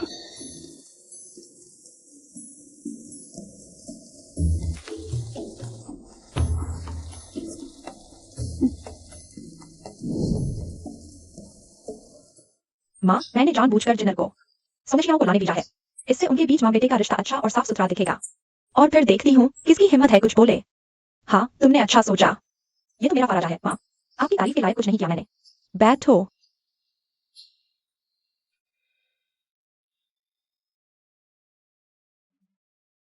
मालकिन, मालकिन, मालकिन।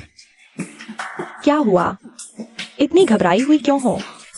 तीसरे बेटे, वो तीसरे बेटे म्यूजिन को क्या हुआ? तीसरे बेटे ने खुलेआम सोंगिक साइयों के साथ बदतमीजी की। क्या? तुमने क्या कहा? म्यूजिन ने सोंगिक साइयों के साथ सड़क पर बदतमीजी की। ये कैसी बकवास कर रही हो? क्या तुम्हारा दिमाग खराब हो गया है? इतनी बड़ी बात मैं झूठ कैसे बोल सकती हूँ? क्या ये सच है? ये कैसे हो सकता है? मालिक, सच कहूँ तो जब नौकरों ने मुझे ये खबर दी, मुझे भी लगा कि मेरे कान खराब हो गए हैं, लेकिन ऐसा नहीं था। वांगचाई ने खुद देखा और कहा। म्यूजिन गाड़ी के अंदर जबरदस्ती सोंगिक साइयों के कपड़े उतार रहा था। उस वक्त सड़क पर बहुत सारे लोगों ने ये देखा। मालिक, मालिक, आप अपने आप को संभालिए। मैं कैसे संभलूं? पहले वो उस मरे हुए आदमी से शादी करना चाहती थी और अब अपने ही सौतेले बेटे के साथ। हाय राम, मैंने कैसी परवरिश की है, कैसी परवरिश की है। ये सोंगिक साइयो मुझे तो इतिहास में अमर कर देगी। वो अभी कहाँ है? सुना है उसे बहुत सदमा लगा है, अभी वैद्य के यहाँ है।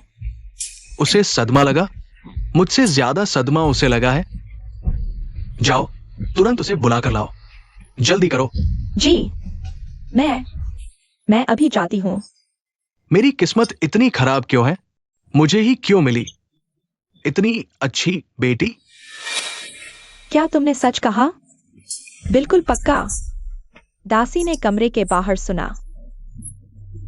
यूजन ने सोंग एक्सायो के साथ बदतमीजी की। बहन, अब तमाशा देखने को मिलेगा।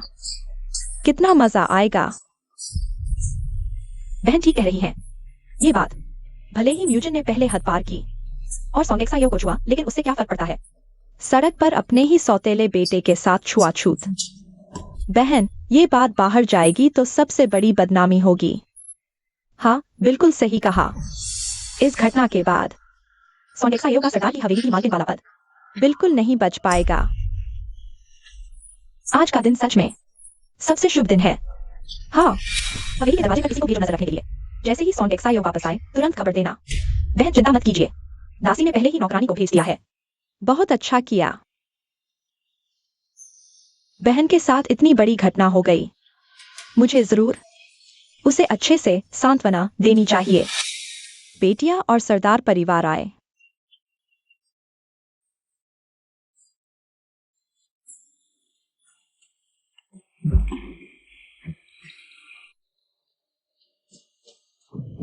बुजुर्ग मालकिन, सरदार साहब,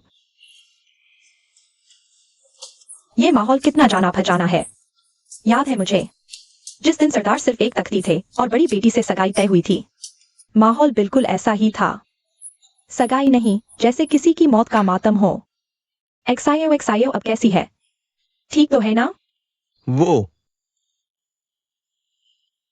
क्या मैं एक्सायो से मिल सकती हूँ? जरूर जरूर बुजुर्ग मालकिन, पधारिए। अच्छा, एक्सायो, तू चिंता मत कर, तेरे पिता जरूर इस मामले की पूरी जांच करके तुझे इंसाफ दिलाएंगे। लेकिन तुझे सच सच बताना होगा कि म्यूजिन ने अचानक तुझ पर हाथ क्यों उठाया। ये तो जाहिर है, एक थप्पड़ कभी अकेले नहीं बचता। जरूर दीदी ने कुछ ऐसा किया होगा जिससे तीसरे बेटे को गलतफहमी हुई। तभी तो तीसरे बेटे ने दीदी के कपड़े फाड़ दिए होंगे। जियाओ चुप रह, मैं सच ही तो कह रही हूँ। मुझे लगता है राजधानी के आम लोग भी बिल्कुल ऐसा ही सोच रहे होंगे। जियाओ, बेहुदा बात मत कर। मालकिन, बुजुर्ग मालकिन और मालिक आ गए हैं। बधाई हो दीदी। दीदी तो अब पूरी राजधानी में मशहूर हो गई हैं।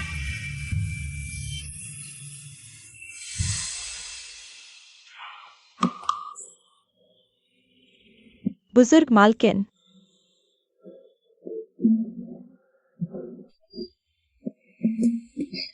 एक्सायो, इस बार तुझे बहुत तकलीफ हुई।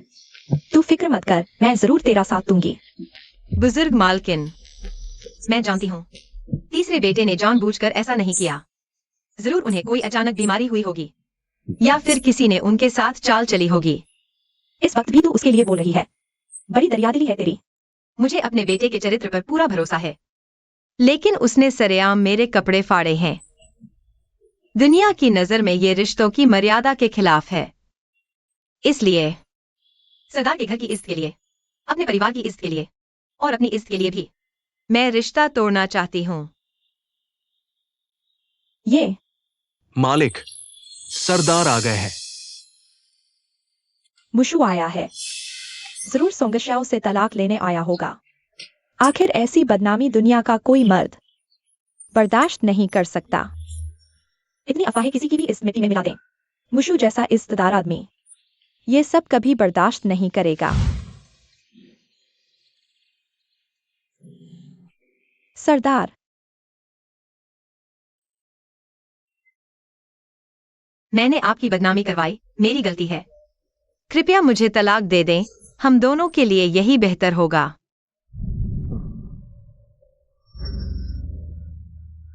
तुम्हारी क्या गलती है? गलती तो मेरी है। तुम ऐसा क्यों कह रही हो? अपनी बीवी की हिफाजत न कर पाना मेरी नाकामी है। माफी मैं मांगूंगा, तुमसे नहीं। तुम फिक्र मत करो, मैं और हवेली तुम्हें अकेला नहीं छोड़ेंगे। मैं सब कुछ ठीक कर दूंगा। तुम्हें जरा भी तकलीफ नहीं होने दूंगा। सरदार, मैं तुम आराम करो, आज मैं सारे मामले निपटा देता हूं। कल तुम्हें लेने आऊंगा।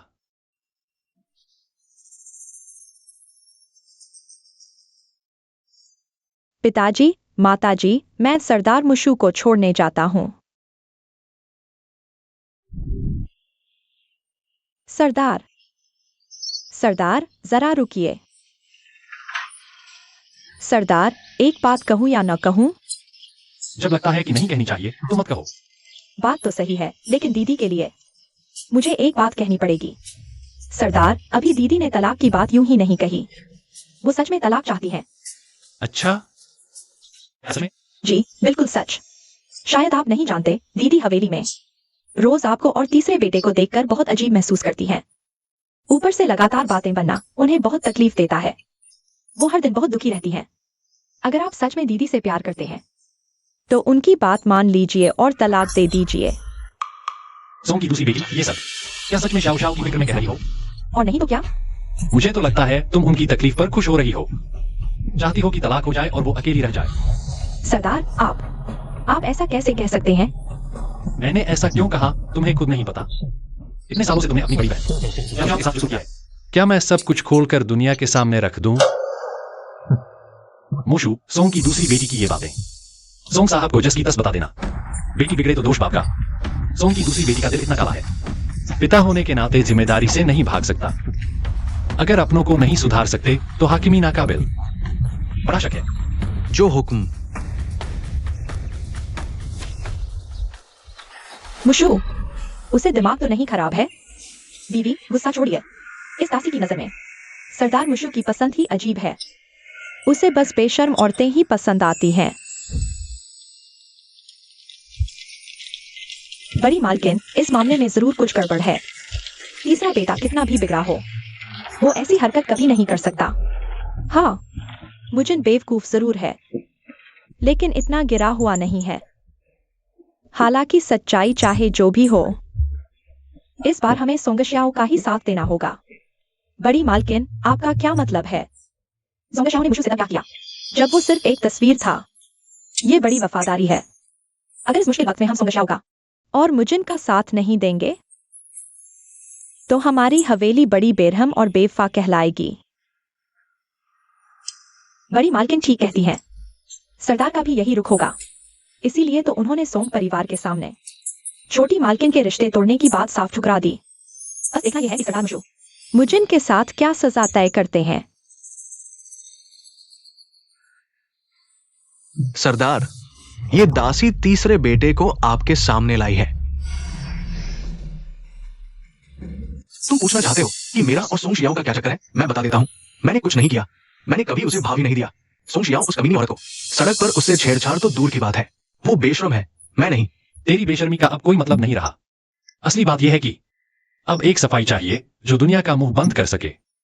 इतनी सी बात? सीधे उसे तलाक देकर निकाल दो ना, फिर कोई कुछ नहीं बोलेगा। अच्छा, अफसोस ये सिर्फ तेरी सोच है। पिताजी, आपका क्या मतलब है? मतलब ये कि मैंने तेरा सामान बंधवा दिया है। थोड़ी देर में तुझे राजधानी से बाहर भेज दिया जाएगा। मैं नहीं जाऊंगा। आखिर मैं ही क्यों जाऊं? जाना चाहिए तो सोंग शियाओ जाए। अगर तू अभी चुपचाप चला जाए तो 3 महीने बाद मैं तुझे वापस बुला लूंगा। लेकिन अगर मुझे जबरदस्ती भेजना पड़ा तो वापसी 3 साल बाद होगी। सोच ले खुद। पिताजी, क्या आप मुझे धमका रहे हैं? सुन लो, मुझे कोई डर नहीं है। कोई है? हुकुम सरदार। इसे बेहोश करके बाहर खींचो। तुम्हारी हिम्मत कैसे हुई? मुक्सिउ, तुमने उस बेवकूफ सोंग शियाओ के लिए अपने ही बेटे को ठुकरा दिया। तुम अंधे हो गए हो, अंधे। ये सिर्फ भतीजा है। मैं वापस आ गया हूं तो ये गोद लेने की बात अब यहीं खत्म होती है। जी, ये दासी अभी इंतजाम करती है। और सुनो, कुछ भरोसेमंद आदमी भेजो सोंग परिवार के घर पर नजर रखने के लिए। छोटी मालकिन की जरा सी भी हलचल हो तो तुरंत खबर देना। जो हुक्म। हटो, रास्ता छोड़ो। मुझे मुशियू से मिलना है। तुम्हें से किसी की हिम्मत है जो मुझे रोक सके? मुशियू, सुनो मेरी बात। अगर तुम जिन्ना रास्ते से बाहर भेजना चाहते हो तो पहले मेरी लाश पर से गुजरना होगा। मुशियू, यह समझ लो कि जिन्नर ही तुम्हारे साथ एक ही खून का अपना है। तुम्हारे मरने के बाद वही तुम्हारी चिता को कंधा देने वाला पिता है। क्या तुम सच में एक दुष्ट औरत के लिए अपना बेटा त्याग दोगे? तुम्हारी समझ बिल्कुल भ्रष्ट हो गई है। बेटा? भाभी, मैंने अभी अभी आदमी भेजकर कुल परिवार को सूचित कर दिया है। गोद लेने की बात अब खत्म की जाती है। क्या तुमने? सरदार, यह बात अभी छोड़ दीजिए। पहले समस्याओं की बात करते हैं। वह बहुत चालाक है। यह सब बहुत हद तक उसी की शरारत है। उसका मकसद तुम्हारे हाथों मुजिन को घर से निकलवाना है, ताकि मुजिन द्वारा छोड़े जाने का बदला ले सके। हाँ, बिल्कुल यही बात है मुशियो। अपनों और परायों में फर्क करो। बड़ी मालकिन को पता चला तो वह भी खुश नहीं होंगी। क्या तुम चाहते हो कि इतनी उम्र में बड़ी मालकिन फिर से दुखी हो और बीमार पड़ जाए?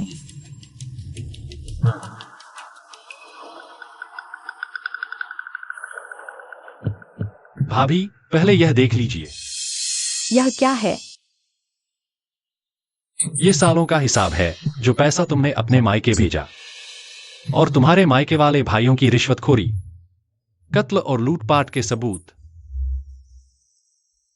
बताओ, अगर मैं ये सब दरबार में पेश कर दूं तो तुम्हारा पूरा खानदान या तो पद से हटाया जाएगा या काल कोठरी में सड़ेगा। मुशियो, तुम मुझे धमका रहे हो? भाभी, फैसला कर लो, मुझे इनको बचाना है या पूरे खानदान को? सरदार, सच में एक औरत सोंगशियाओ के लिए अपनों को ही नीचा दिखाओगे? मिस लियू, क्या तुम चाहती हो कि मैं तुम्हारी और तुम्हारे लियू खानदान की सारी गंदी करतूतें भी खोद निकालूं? मुशियो, तुम्हारा दिल बहुत काला है। जब जानते हो कि मैं कितना बेरहम हूं तो मेरे खिलाफ हरकत मत करो। ठीक है, ठीक है मुशियो, बाद में पछताना मत। ताई जी, अब क्या करें? अगर मुशियो ने ये सब सौंप दिया तो मेरा मायका पूरी तरह तबाह हो जाएगा। इस वक्त चाहे मैं कितना भी न चाहूं, जिन्नर को ये जुल्म सहना ही पड़ेगा। ताई जी, ये सबूत अब तो आपके हाथ में है ना? फिर सरदार मो पूरे खानदान को कैसे धमका सकते हैं? बेवकूफ, क्या समझती हो मुशियो के पास ये नकली सबूत सिर्फ एक ही कॉपी है। सच्चाई तो वो जान ही चुका है। ये कागजी सबूत वो जितने चाहे उतने बना सकता है। पहले मुझे लगा सोंगशियाओ बेवकूफ है, पर अब लगता है तुम उससे भी बड़ी बेवकूफ हो। ताई जी ने ठीक कहा, मैंने बहुत छोटी सोच रखी। मैं बस घबराहट में थी जिन भैया की इतनी फिक्र हो रही थी। अगर तुम्हारे दिल में सच में ये चाह है तो बेहतर होगा कल जाकर सोंगेक्सायो से मिन्नत करो।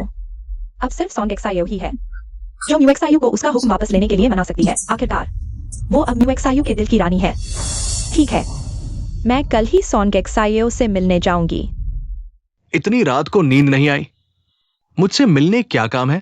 पिताजी, मैं कुछ समय मंदिर में रहना चाहती हूँ, कृपया मुझे वहां भिजवा दीजिए। तुम मंदिर में कुछ समय रहना चाहते हो? क्यों? इस बार जो भी हुआ, चाहे सच्चाई कुछ भी हो, मैंने सोंग परिवार और पिताजी दोनों का सिर नीचे करवा दिया। मंदिर जाना सिर्फ अपनी गलतियों का प्रायश्चित करने के लिए नहीं, बल्कि पिताजी की खोई हुई इज्जत वापस दिलाने की एक कोशिश भी है। आज से क्या हो गया? इतनी आज्ञाकारी कैसे बन गई? खैर, अंधेरा ही तो है, रात में ही इसे भेज देना सबसे अच्छा उपाय है, वरना दिन निकलने पर ये सबके सामने और बेइज्जती करवाएगी। जाओ अपना सामान बांध लो, थोड़ी देर में मैं तुम्हें मंदिर भिजवा दूंगा। ठीक है, मैं अभी जाकर सामान बांधती हूँ। मालकिन, क्या हम सच में मंदिर जा रहे हैं? हाँ, मंदिर में रहना नामुमकिन। मैं तो बस एक बहाना बनाकर इस राजधानी से भागना चाहती हूँ।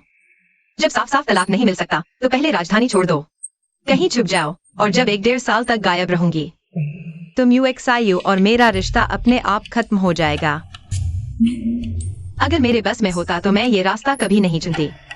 आखिर बाहर की दुनिया में अकेले जीना भी इतना आसान नहीं, लेकिन बाहरी दुनिया के खतरों से कहीं ज्यादा डरावना है म्यूएक्सायो को पता चलना कि मेरी पवित्रता पहले ही भंग हो चुकी है। यही सबसे भयानक होगा, इसलिए भाग जाना ही सही है। मैं यही निगरानी रखती हूँ, तुम जाकर सरदार को खबर दो। ठीक है।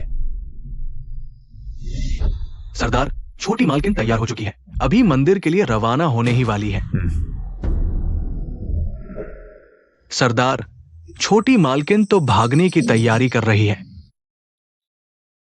सरदार, ऐसे चलता नहीं रह सकता। छोटी मालकिन अपनी पवित्रता का राज छुपाने के लिए, तलाक लेने के लिए, तीसरे बेटे को सरेआम चीरने जैसी बात कर गुजरी।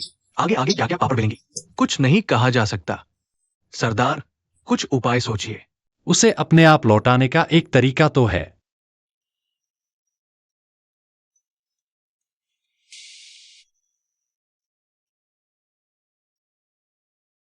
ये झुकवान को दे दो। उसके हाथों मालकिन तक पहुंचवा दो। जो आज्ञा।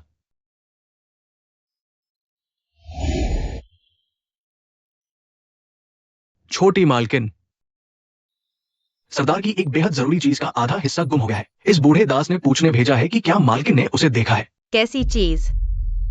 सरदार के पास ऐसी एक जेड माला है, क्या मालकिन ने कभी देखी है? बताइए। सरदार की ये जेड माला आखिर कहाँ खोई थी? मंदिर में। वो मंदिर कब गए थे? पिछले महीने 18 तारीख को। उसी दिन तो मंदिर में मेरी पवित्रता लूटी गई थी। मतलब मेरी पवित्रता लूटने वाला म्यूएक्सायू है। आप पहले लौट जाइए, मुझे सोचने का मौका दीजिए। हो सकता है ये जेड माला मैंने सच में कहीं देखी हो। तो ये बूढ़ा दास मालकिन को और कष्ट नहीं देगा। आज्ञा लेता हूं। जीजुआन, चलो वापस चलें। मैं अब मंदिर नहीं जाऊंगी। मुझे जैसा लफंगा राजधानी में ऐश कर रहा है और मैं मंदिर जाकर तपस्या करूं, यह कभी नहीं हो सकता। अब आगे मुझे सोचना है कि इस अपमान का बदला कैसे लूं। हाँ, रसोई से कहो कि कुछ ज्यादा पकवान बनाए जाए। मैं आज भरपेट खाना चाहती हूँ। पेट भरा होगा तभी तो गीदड़ों से लड़ पाऊंगी। मंदिर वाली बात तुमने खुद ही सोंगशियाओं को बता दी? बताना तो पड़ा ही था। मुझे अंदाजा नहीं था कि सुंगई के पास भी ऐसी ही एक जेड पट्टिका है। अगर मैं नहीं बताता तो शायद सुंगशियाओ सोचती कि उसका सुंगई से कोई और ही रिश्ता है। तुम्हें तो यही सजा मिलनी चाहिए थी। दादी ठीक कहती हैं, लेकिन उस वक्त मैं बिल्कुल मजबूर था। उस जासूस ने मुझे इतनी तेज कामोत्तेजक दवा दी थी कि बिना औरत के कोई चारा ही नहीं था। पर उस वक्त मुझे पता नहीं था कि सुंगशियाओ ही मेरी बीवी है, वरना आगे इतनी मुसीबतें ही नहीं आती। जान भी लेते तो क्या करते? क्या तब अपनी पहचान बता देते? यह मत भूलो कि उसकी नजरों में तुम तब मरे हुए थे। अचानक प्रकट होकर कहते कि तुम जिंदा हो। ऐसी बात उसके साथ बदतमीजी करने से भी ज्यादा डरावनी होती। जी, उस वक्त मैं चट्टान से गिरकर बेहोश हो गया था। जब होश आया तो राजधानी में खबर फैल चुकी थी कि मैं शहीद हो गया। दुश्मन को धोखा देने के लिए मैंने उसी अफवाह को सच मान लिया और सीमा पर जीत मिलने के बाद ही लौट सका। उन सालों में तुमने भी बहुत मुश्किलें झेली हैं। आसान नहीं था। जो बीत गया सो बीत गया। अभी सबसे जरूरी सुंगशियाओ है। कल मेरा जन्मदिन है, उसे जरूर आना चाहिए। इसलिए कल कम ही लोगों को बुलाना। कहीं सोंगशियाओ हंगामा कर दे तो तुम्हारी बेइज्जती न हो। मेरा भी यही विचार है, लेकिन वह कितनी भी नाराज हो, सबके सामने मुझ पर हाथ तो नहीं उठाएगी। और अगर सच में उठा दिया तो? अरे, तो क्या मैं रोकर दिखाऊं या सीधे भाग जाऊं?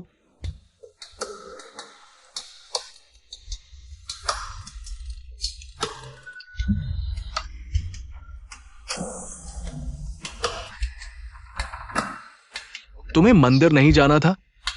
गई क्यों नहीं? क्योंकि कल रात मुझे सपना आया जिसमें भगवान ने मुझे दर्शन दिए और कहा कि मुझ जैसी पापी आत्मा का मंदिर जाना भगवान का अपमान है, इसलिए मैं नहीं गई। तुम मुझे बेवकूफ समझकर बहला रही हो। पिताजी, क्या आपको अपनी बेटी पर इतना भी भरोसा नहीं? तुम्हें ऐसा क्या है जिस पर भरोसा किया जाए? पिताजी, ऐसा कहकर आप तो हमारे पिता पुत्री के रिश्ते को तोड़ देंगे। अगर शर्म का सवाल न होता तो मैं सच में उस पर थूक देती। तो आज बुजुर्ग मालकिन का जन्मदिन है। थोड़ी देर में हम साथ चलकर सरदार की हवेली जाकर उन्हें जन्मदिन की बधाई देंगे। तुम्हें भी वापस चलना है। क्या मुझे वापस नहीं जाना चाहिए?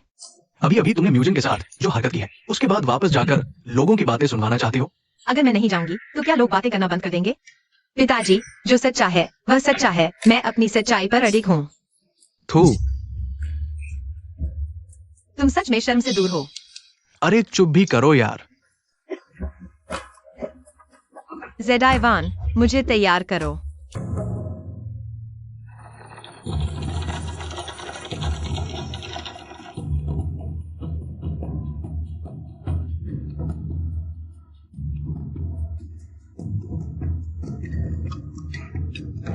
सरदार यहाँ कैसे?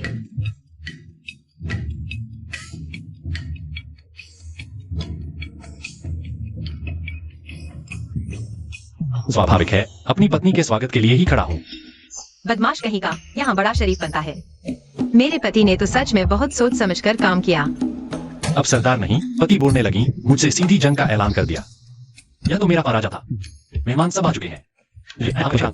जी। सोंग दंपति सरदार आपको देखकर बहुत खुश है कि शिष्टाचार भूल गए। कृपया क्षमा करें। हे मुशीझो, आप बहुत सोचते हैं। सरदार की आंखों में तो सिर्फ शियाओ शियाओ ही बसी है।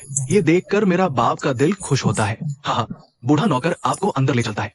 बहुत अच्छे, कृपया आइए। बड़ी मालकिन को प्रणाम। अच्छा अच्छा।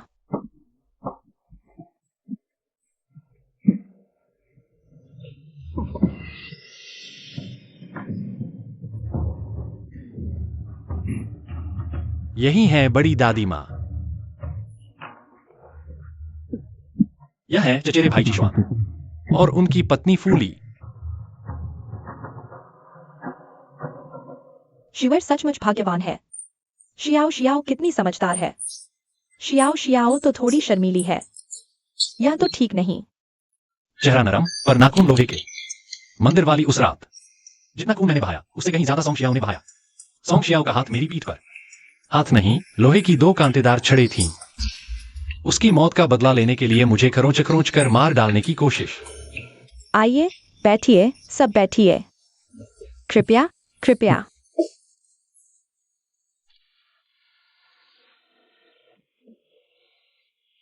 पति जी, मैं आपको मदिरा परोस दूं? शुक्रिया पत्नी जी। यह सब तो मेरा धर्म है।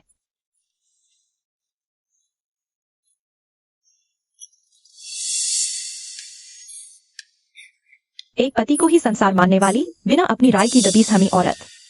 पति जी, यह खाना बहुत स्वादिष्ट है। अच्छा लगे तो भरपेट खाओ।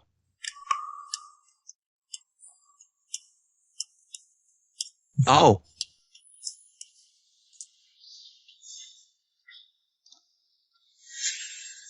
सरदार और छोटी मालकिन की जोड़ी प्यार देखते ही बनता है। माफी चाहती हूँ माँ जी, हमसे ये सब देखा नहीं जाता। शर्म से कहते हुए भी कहूंगी, मेरे कसम सच में बड़े कोमल दिल वाले, मेरी हर बात समझने वाले हैं। सरदार भी अपनी छोटी मालकिन पर जान छिड़कते हैं, हर वक्त उनकी हिफाजत करते हैं। सच में देखकर जलन होती है। ये मेरी अपनी बीवी है, उसकी हिफाजत करना मेरा फाराजा है। बाहर शरीफ, अंदर हैवान, एक दूसरे को जहर दे रहे हैं। ये खेल मुझे भी आता है। सरदार जैसा खसम पाकर मेरी जिंदगी धन्य हो गई। सिर, तुम्हें क्या हुआ? क्या तबीयत ठीक नहीं? नहीं नहीं। सच में ठीक हो? मुझे तुम्हारा चेहरा कुछ सही नहीं लग रहा। बस थोड़ी गर्मी लग रही है और कुछ नहीं। बीवी, ये क्या कर रही हो? पहले वैद्य जी ने कहा था ना कि आपके शरीर को नुकसान पहुंचा है, तो ज्यादा उत्तेजना शरीर के लिए अच्छी होती है। मैं ये सब आपकी सेहत के लिए ही कर रही हूँ। बीवी, तुमने तो बहुत सोच समझकर काम किया। मैं बहुत भावुक हो गया हूँ। ये तो मेरा फाराजा था। मुशियो और शियाओ शियाओ, इन दोनों का प्यार कितना गहरा है। हाँ हाँ, बिल्कुल सही कहा। सरदार, क्या उनकी सबसे कमजोर जगह पकड़ ली गई है, वो भी इतने सारे लोगों के सामने? हाथ छोड़ो। अच्छा, याद है जब हम मंदिर में थे, मैंने सरदार से यही बात कही थी। तब आपने क्या किया था? मैंने क्या किया? हाथ छोड़ना तो दूर, मैंने तो और हमला कर दिया था। बीवी, क्या तुम अपने कसम से बदला ले रही हो? इसे बदला कैसे कह सकते हैं? इससे तो हमारे रिश्ते पर धब्बा लगेगा। मैं तो बस पति के पथ पर चल रही हूँ। मैं भी तो बस अपने खसम की ही तरह चल रही हूँ। सरदार साहब, सरदारनी जी, आज आप कैसे? सोंग की दूसरी बेटी कहाँ है? जाओ, की तबीयत ठीक नहीं है। बूढ़ी मालकिन को बीमारी लगने का डर था, इसलिए आपको जन्मदिन की बधाई देने नहीं आ सकी। अच्छा, ऐसी बात है। बड़े अफसोस की बात है, जाओ बहन से मिले हुए बहुत समय हो गया। मेरा दिल उसे देखने को तरस रहा है। सोचा था आज मुलाकात हो जाएगी। छोटी मालकिन ने इतनी फिक्र की। शुक्रिया। जब जाओ ठीक हो जाएगी, मैं उसे आपसे मिलने भेजूंगी। बूढ़ी मालकिन सोंग की दूसरी बेटी आई है, बाहर मिलने की इजाजत चाहती है। यह छोटी आपको प्रणाम करती है। बूढ़ी मालकिन को दीर्घायु हो। पहाड़ जैसी लंबी उम्र हो। बेटी, इतनी तकल्लुफ की जरूरत नहीं, उठो। ज़ियाओएर, तुम्हारी तबीयत तो ठीक नहीं थी, फिर कैसे आ गई? दीदी ने कहा कि आज बूढ़ी मालकिन का जन्मदिन है। चाहे कुछ भी हो जाए, आना जरूरी है, वरना बदतमीजी होगी। सोंग की दूसरी बेटी शायद भूल रही है। मुझे तो याद है कि मेरी बीवी ने कहा था कि तुम्हारी तबीयत ठीक नहीं है और तुम्हें हवेली में आराम करने को कहा था, यहाँ तक कि शाही वैद्य को भी तुम्हारा इलाज करने भेजा था। फिर सोंग की दूसरी बेटी के मुंह से यह बात कुछ और ही क्यों निकल रही है? सरदार का क्या मतलब है? क्या आप कह रहे हैं कि मैं झूठ बोल रही हूँ? बीमारी की हालत में इंसान कुछ भी बक सकता है। सरदार, ऐसा कहकर क्या अपनी बदतमीजी साबित नहीं कर रहे? जियाओएर, चुप रहो। पिताजी गुस्सा न करें। बेहतर होगा कि सरदार किसी वैद्य को बुलाकर बहन की नब्ज फिर से जंचवा लें। बहन का चेहरा देखकर मुझे बहुत चिंता हो रही है। वैद्य को बुलाओ। मैं उस सोंग जियाओ को आज मां बनते हुए देखूंगी। छोटी मालकिन, वो चुप रहने वाला कुत्ता है। कितनी खतरनाक है। मोशु, जाओ किसी वैद्य को बुलाओ। दूसरी बेटी की नब्ज जंचवाते हैं। जी, मैं अभी जाता हूं। सोंग जियाओ, एक कुंवारी लड़की अगर मां बनने वाली निकली तो।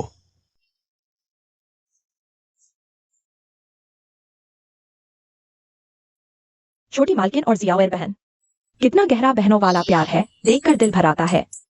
लेकिन ज़ियाओएर बहन जैसी मासूम और प्यारी इंसान के साथ अगर कोई बुरा बर्ताव करे तो वो तो पूरी तरह बेशरम और पापी होगा। छोटी मालकिन ने ठीक कहा। छोटी मालकिन का क्या मतलब है? इशारों में किसी पर कीचड़ फेंक रही हैं? बीवी पर ताना मार रही हैं, है ना? चलो चलो, पहले ये जिनसेंग सूप पियो। ये मेरे घर की रसोइयों की खास डिश है। लीजिए लीजिए, पधारिए।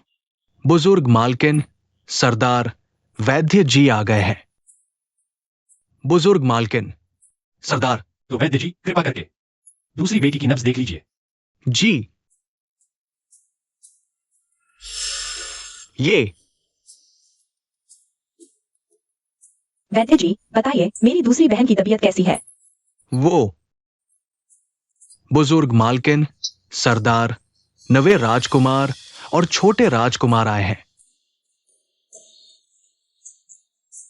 राजकुमार को प्रणाम। सब उठ जाओ, कोई औपचारिकता नहीं। आज बुजुर्ग मालकिन का जन्मदिन है। मैं खास तौर पर जुए को लेकर एक घूंट शराब पीने आया हूं। उम्मीद है बुजुर्ग मालकिन मुझे धृष्ट नहीं समझेंगी। ऐसा कैसे हो सकता है? पधारिए। पिताजी देखो, ये माँ है। माँ, इतने दिनों से आप कहाँ थी? मुझे आपकी बहुत याद आती है। छोटे राजकुमार, शायद आपने गलत पहचान लिया। माँ, क्या आप अब कभी मुझे छोड़कर नहीं जाएंगी? बेटा नहीं चाहता कि कोई कहे कि इसकी माँ है, पर पालने वाला कोई नहीं। ठीक है, माँ अब कभी जुएर को नहीं छोड़ेगी। माँ, कृपया आप जुएर को थोड़ा घुमाने ले जाइए। क्या चल सकती है? ताकि वो बुजुर्ग मालकिन के जन्मदिन में खलल न डाले। ठीक है, चलिए। थोड़ी बात कर लें। दादी माँ, पोता इजाजत चाहता है। जाओ जाओ। चलिए। जब जुएर की मां गुजरी थी तब जुएर गोद में था। कुछ याद नहीं, सिर्फ तस्वीर में ही देखा है उसे। तुम्हारी पत्नी और जुएर की मां में कोई समानता नहीं है। फिर भी जुएर उसे अपनी मां क्यों मान रहा है? शायद यही नसीब है। जुएर को बचपन से मां का प्यार नहीं मिला। आज उसने ऐसा कहा तो मेरा दिल भी भारी हो गया। अगर हो सके तो मैं चाहता हूं कि तुम्हारी पत्नी उसे कुछ समय के लिए अपना ले और बाद में मैं आराम से उसे समझा दूंगा। क्या मंजूर होगा? बिल्कुल होगा। धन्यवाद। पिताजी पिताजी, देखो मछली। शाबाश जुएर। ये मछली कहां से आई? माँ के साथ तालाब से पकड़ी है। ये तो सरदार के पाले हुए कुछ खिलौने भर हैं। राजकुमार को अच्छा लगे तो पकड़ लेने दो। हाँ, बस छोटी मोटी चीजें हैं। पर ये तो सरदार ने बड़ी मेहनत से पाले हैं। माँ, चलो फिर तालाब से मछली पकड़े। नहीं, अब मछली नहीं पकड़ेंगे, कुछ और खेलते हैं। चलो। कुछ और। सोंगशियाओ कहाँ युआन जुए को खिला रही है। साफ दिखता है उसके हाथों मेरा सामान बर्बाद करवा रही है। मैंने भी बहुत दिनों से जुएर को इतना खुश नहीं देखा। सरदार साहब खुश हैं तो बस खुश रहिए।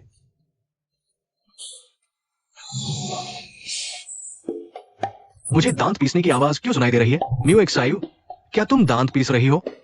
नहीं तो नौवे राजकुमार, आपको सुनाई दिया होगा। क्या तुम दांत पीस रही हो? नहीं तो अच्छा है। हाँ, आज के जन्मदिन पर आखिर हुआ क्या? मुझे वैद्य जी भी आते दिखे। बात यूं है कि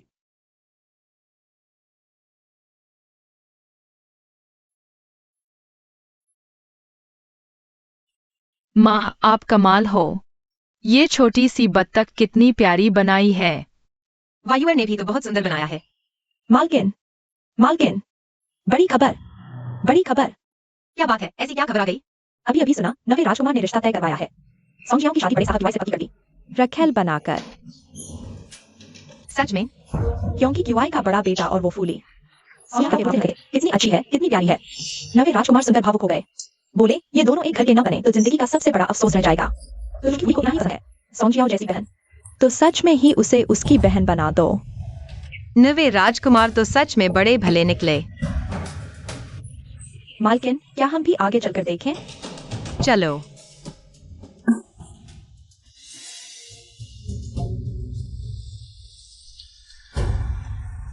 मालकिन, तुम यहां कैसे? सुना मेहमान जा रहे हैं तो विदा करने चली आई। बहन, तुम्हारा चेहरा इतना बुझा बुझा क्यों है? क्या तबीयत और ज्यादा खराब हो गई है? छोटी मालकिन, आप तो हमेशा मेरी बहन से घुली मिली रहती हैं। क्या आप जानती हैं उसे अचानक क्या हो गया? उसे क्या हुआ, क्या आपको नहीं मालूम? छोटी मालकिन, मेरी माँ से बदतमीजी मत कीजिए। माँ, आप डरिए मत। जब तक बेटा जिंदा है, आप पर कोई आंच नहीं आने दूंगा। छोटी मालकिन, मेरी पत्नी के मुंह से अनजाने में कुछ गलत निकल गया हो तो मैं उसकी तरफ से आपसे माफी मांगता हूँ। आप बहुत बड़ी बात कह रहे हैं, जी युवराज।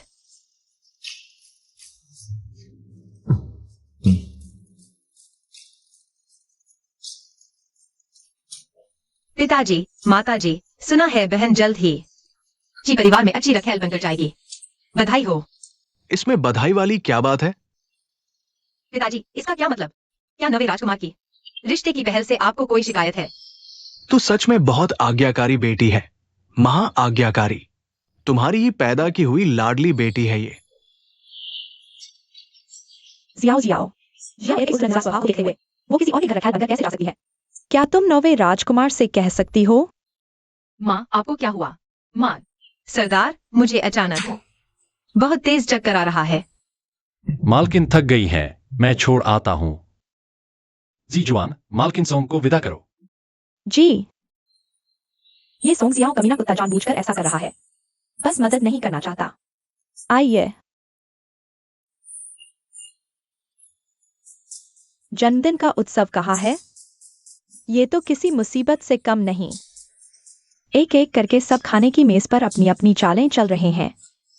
बुजुर्ग मालकिन ठीक कह रही हैं, खासकर वो जी छोटी मालकिन कितनी अनसमझ औरत है। लेकिन अब सब ठीक हो जाएगा। आगे चलकर जब सोंगजियाओ कराएगी तो दोनों मिलकर बहनापा निभा लेंगी। नवे राजकुमार को पता चल गया कि सोंगजियाओ का अपमान हुआ है, इसलिए वो उसका बदला ले रहे हैं। राजकुमार के एक शब्द मां ने ही सोंगजियाओ को एक बड़ा सहारा दिला दिया, और वो भी इतना बड़ा सहारा।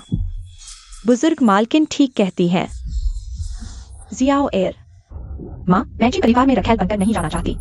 नहीं जाऊंगी। अगर मैं रखेल बनकर गई तो सोंगजियाओ के सामने जिंदगी भर मुंह नहीं दिखाऊंगी। अब चिंता करता है। दोष किसी और का नहीं, तेरा अपना है कि राजमहल मत जाओ। फिर भी तू क्यों गई? हाँ, गलती मेरी है, सब मेरी है। अगर माँ को मुझे रखेल बनते देखना ही है तो बेहतर है मैं यहीं सिर पटक कर जान दे दूं। अब तू क्या तमाशा कर रही है? उसे मत रोको।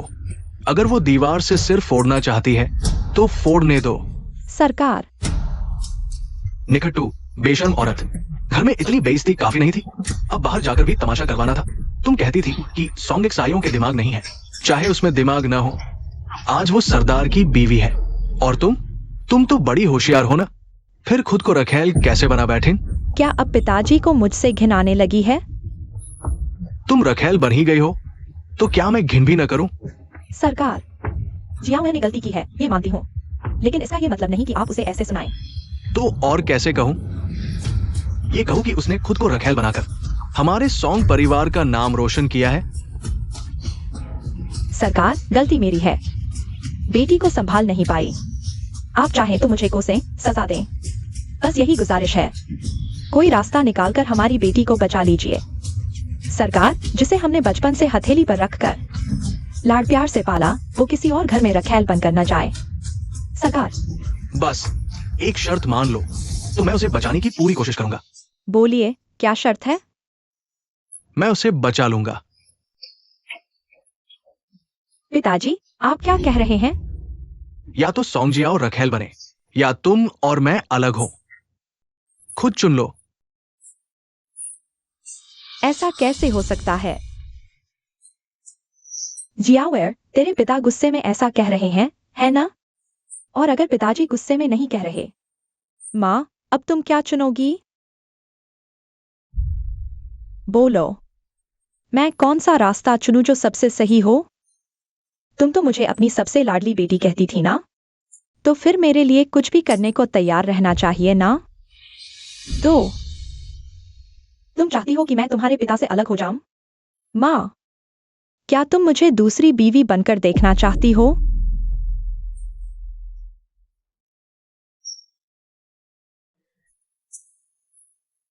बीवी, आखिरकार आप जाग गईं। नौवे राजकुमार फिर आए हैं, और छोटे राजकुमार भी साथ में हैं। इस वक्त नौवे राजकुमार सरदार के साथ आंगन में बातें कर रहे हैं। चलो देख कर आते हैं। भाई मुंह, तुम सचमुच बड़े दिलचस्प इंसान हो। माँ, आखिरकार आप उठ गई। मुझे पता नहीं था कि तुम आए हो। अगर मुझे पता होता तो मैं बहुत पहले ही आ जाती। कोई बात नहीं, कोई बात नहीं, मैं भी अभी थोड़ी देर पहले ही आया हूँ। माँ, मैं आपके लिए तोहफा लाया हूँ। तोहफा? जी हाँ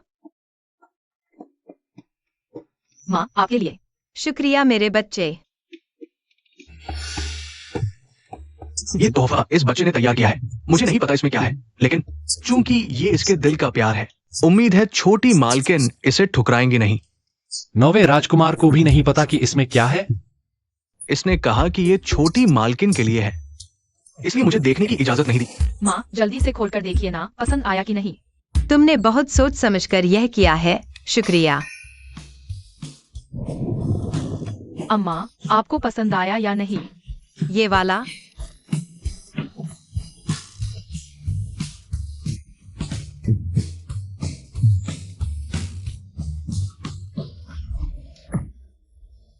क्या अम्मा को पसंद नहीं आया? ये तो पिताजी की सबसे मनपसंद किताब है। पिताजी को पसंद है तो सोचा अम्मा को भी पसंद आएगी। अम्मा को सच में पसंद नहीं आया। पसंद है, मुझे बहुत पसंद आया। सच में? सच, खासकर सरदार को। सरदार को ऐसी किताबें सबसे ज्यादा पसंद है ना? हाँ, बिल्कुल, बहुत पसंद है, बहुत। अक्लमंदों की पसंद एक जैसी ही होती है। नवे राजकुमार, दास ने पूरी कोशिश की, अब आप अकेले नहीं। अम्मा को पसंद आया, यही काफी है। मैं आगे और किताबें भिजवाऊंगी। हवेली में ऐसी बहुत सारी किताबें हैं। पिताजी इन्हें सबसे ज्यादा पढ़ते हैं। ए ना पिताजी। बच्चा झूठ मूठ बकवास कर रहा है। भाई म्यू, भाभी, आप लोग इसे सच मत मानिएगा। बीवी, क्या हम जरा बात कर सकते हैं? जरूर, बात करते हैं। मंदिर वाली बात के लिए मैं यहाँ खड़ा होकर दिल से आपसे माफी मांगता हूँ। कृपया मुझे माफ कर दीजिए।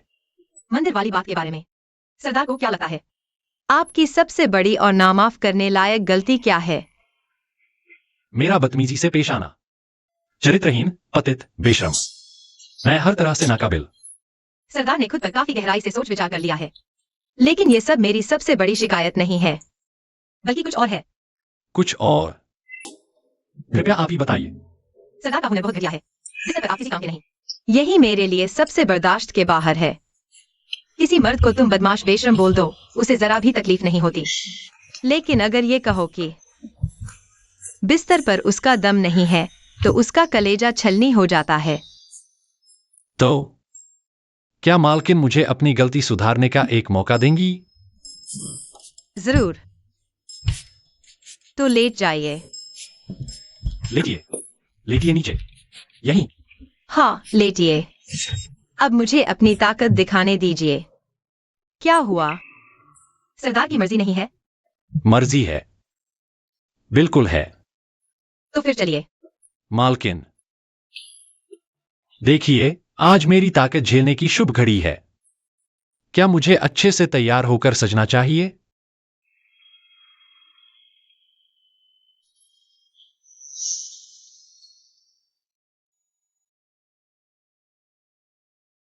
मालकिन, ऐसा करना शायद ठीक नहीं होगा। पहले मंदिर में मैंने सरदार से कहा था कि ऐसा करना ठीक नहीं है, लेकिन आपने मेरी बात को तवज्जो नहीं दी। सब कुछ अपनी मर्जी से किया, और अब मैं भी पति का अनुसरण करना चाहती हूँ, आपकी तरह। पहले अपनी इच्छा को प्राथमिकता दूंगी। मालकिन, तैयारी तो आपकी पूरी है। जाहिर है, क्योंकि आप मेरी मेहनत के लायक हैं। अब शुरू करते हैं। सरदार, फिक्र मत कीजिए, मैं बिल्कुल हल्के हाथों से आपको जरा भी तकलीफ नहीं होने दूंगी। मार।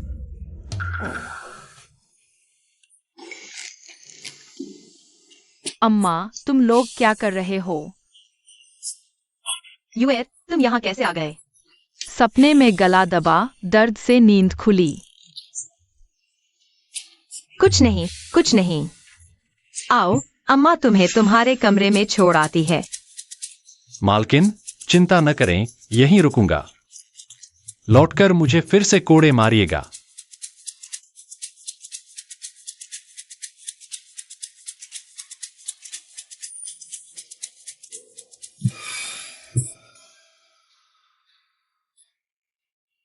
सरदार, क्या आप ठीक है? मालकिन ने सच में हाथ उठा दिया? सिर्फ हाथ नहीं उठाया, लगता है सच में मेरी जान लेने पर उतारू हो गई है।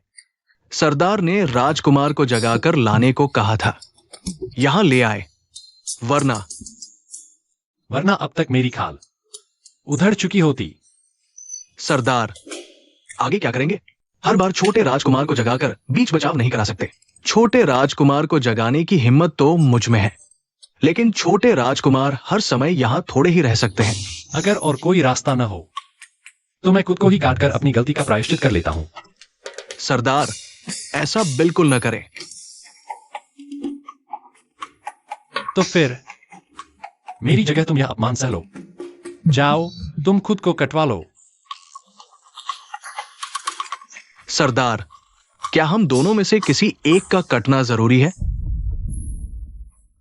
सोंग परिवार का क्या हाल है? सरदार को बताओ, सिपाहियों की खबर के मुताबिक सोंगयान आगे बुला हो रहे हैं। उन्होंने लियू को दो ही रास्ते दिए हैं। पहला, सोंग जियाओ आराम से ची परिवार में रखेल बनकर जाए। दूसरा, लियू खुद घर छोड़कर चली जाए। तो लियू ने क्या फैसला किया? जाहिर है, उसने सोंग जियाओ को ही रखेल बनने भेज दिया। इसमें कोई हैरानी की बात नहीं। हाँ, आखिर सोंगजियाओ को रखेल बनकर जाना है। यह रिश्ता नोवे राजकुमार ने तय किया है। अगर उसने नहीं जाना तो सीधे नोवे राजकुमार का अपमान होगा। भले ही यह रिश्ता नोवे राजकुमार ने न तय किया हो, लियू परिवार खुद कभी घर नहीं छोड़ता। सरदार ने ठीक कहा। श्रीमती लियू का एक बेटा भी है। अगर वो खुद घर छोड़ देती तो अपने बेटे की रक्षा नहीं कर पाती। सोंगजियाओ जैसी बेटी के मुकाबले बेटा ही ज्यादा कीमती है। उम्मीद है यह खबर सुनकर मालकिन का मूड अच्छा हो जाएगा। बिल्कुल, अगर मालकिन खुश हो गए तो शायद सरदार से सुलह कर ले और मुझे अपने मालिक की गलती की सजा भुगतने की चिंता नहीं रहेगी। मालकिन, सरदार, ये सेवक इजाजत चाहता है। मालकिन, कहते हैं पति पत्नी एक ही डाल के पंछी, मुसीबत आने पर अलग उड़ जाते हैं। यह नौकर भी मुश्किल देखते ही फुर्र हो गया। सरदार बड़ी तेजी से भागे। मालकिन, मैं अभी गहराई से सोच रहा था। मुझे लगता है कि मैंने जो गुनाह किए हैं, अगर तुम बस मुझे कुछ थप्पड़ मार दो तो मुझे बहुत सस्ती सजा मिलेगी। अच्छा, तो सरदार के पास क्या बेहतर सुझाव है? मेरा मानना है मुझे हवेली की सारी जायदाद मालकिन के नाम कर देनी चाहिए। तभी मैं तुम्हें पहुंचाए गए दर्द की भरपाई कर सकता हूँ।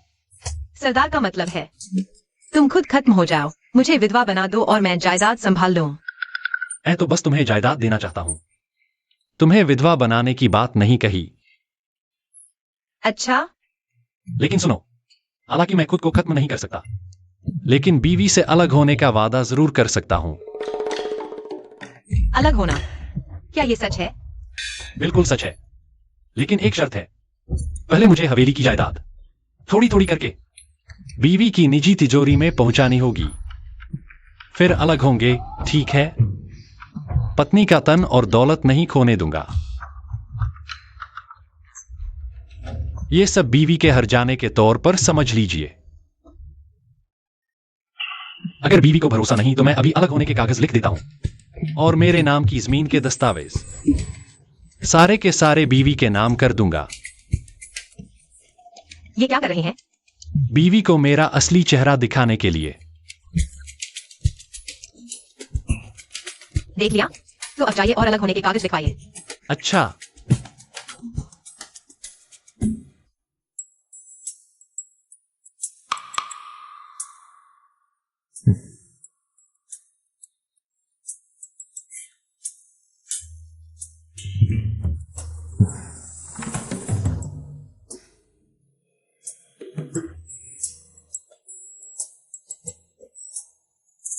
बीवी जरा गौर कीजिए।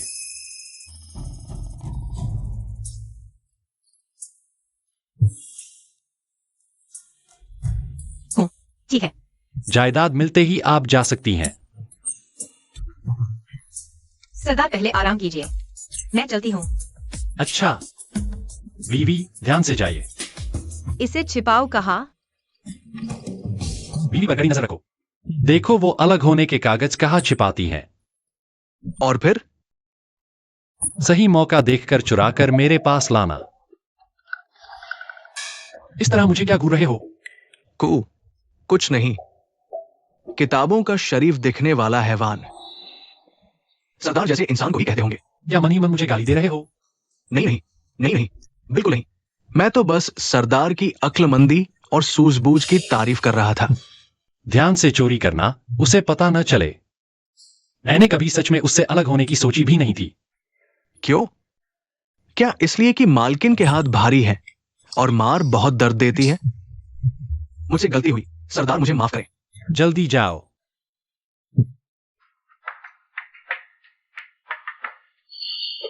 आज सुबह तुम्हारे सोंग घर से संदेश आया था।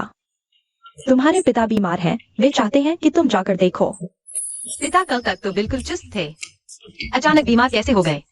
बड़ा इत्तेफाक है। माता पिता की सेवा सबसे बड़ा धर्म है, जाकर देखाओ। जी, तो मैं थोड़ी देर में जाकर तैयारी करती हूँ। जाओ जाओ, अपना काम देखो। यह दासी विदा लेती है।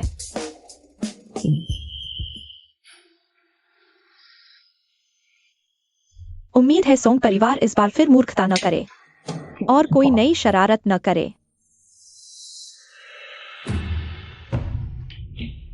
माँ, क्या यही आपका मायका है? हाँ, यही मेरा मायका है। तो माँ के पिता को क्या मैं नाना कहूँ? नहीं, उन्हें बस सरदार सोंग बुलाना। अरे, बड़ी मालकिन लौट आई। ओह, राजकुमार। मैं माँ के साथ मायके आया हूँ। जी जी, राजकुमार पधारिए, जल्दी आइए। सुना है पिताजी की तबीयत ठीक नहीं है, अब कैसी है? कुछ सुधार हुआ? तुम्हारी दुआ से अब काफी बेहतर है। राजकुमार भी साथ आ गए। उसने सुना कि मैं मायके जा रही हूँ, तो उसे बड़ी उत्सुकता हुई, तो वह भी साथ में देखने चला आया। सरदार सोंग। अरे नहीं नहीं, ये क्या? राजकुमार आप बैठिए, मैं दासी से कहता हूँ कुछ मिठाई ले आए। तो मेहरबानी होगी सरदार सोंग। अब जब तुम यहां आ ही गए हो तो आज तुमसे एक बात करनी है। बेटी को बधाई होती है, ब्याह के बाद उसका घर ही उसका संसार होता है। पिताजी, ऐसी कौन सी बात है जो मुझसे सलाह करने लायक है? सोंग शियाओ, यहाँ नाटक मत करो, चुप रहो। शियाओ शियाओ, ऐसा कहना तो दूरी बनाने वाली बात है। एक ही स्याही से दो सोंग नहीं लिखे जाते। तुम चाहे जब भी हो, हमारे सोंग परिवार की बेटी ही हो, अपना ही खून हो। अच्छा, मुझे तो पता ही नहीं था कि मैं कब से तुम लोगों के परिवार की हो गई। सोंग शियाओ, यहाँ ताना मत मारो। तुम्हें बात करने के लिए बुलाया है, लड़ाई करने के लिए नहीं। ठीक है, तो बोलो। तुम उसे बताओ। शियाओ शियाओ, तुम्हारी बहन किसी भी हालत में यूई परिवार में रखैल बनकर नहीं जा सकती। अगर वह दूसरी बीवी बन गई तो तुम्हारी भी तो बड़ी बहन होने के नाते इज्जत नहीं रहेगी। नहीं, ऐसा कुछ नहीं होगा। बस मेरी जिया और बहन खुश रहे, यही काफी है। यह इज्जत आबरू। भला मेरी बहन की खुशी से बढ़कर क्या है? मुझे पता था कि शियाओ शियाओ तुम्हारे दिल में जियावर के लिए ममता है। शियाओ शियाओ देखो, क्या तुम नौवे राजकुमार से कह सकती हो कि वह अपना आदेश वापस ले लें? मैम, मेरी तो नौवे राजकुमार के सामने कोई बात ही नहीं चलती।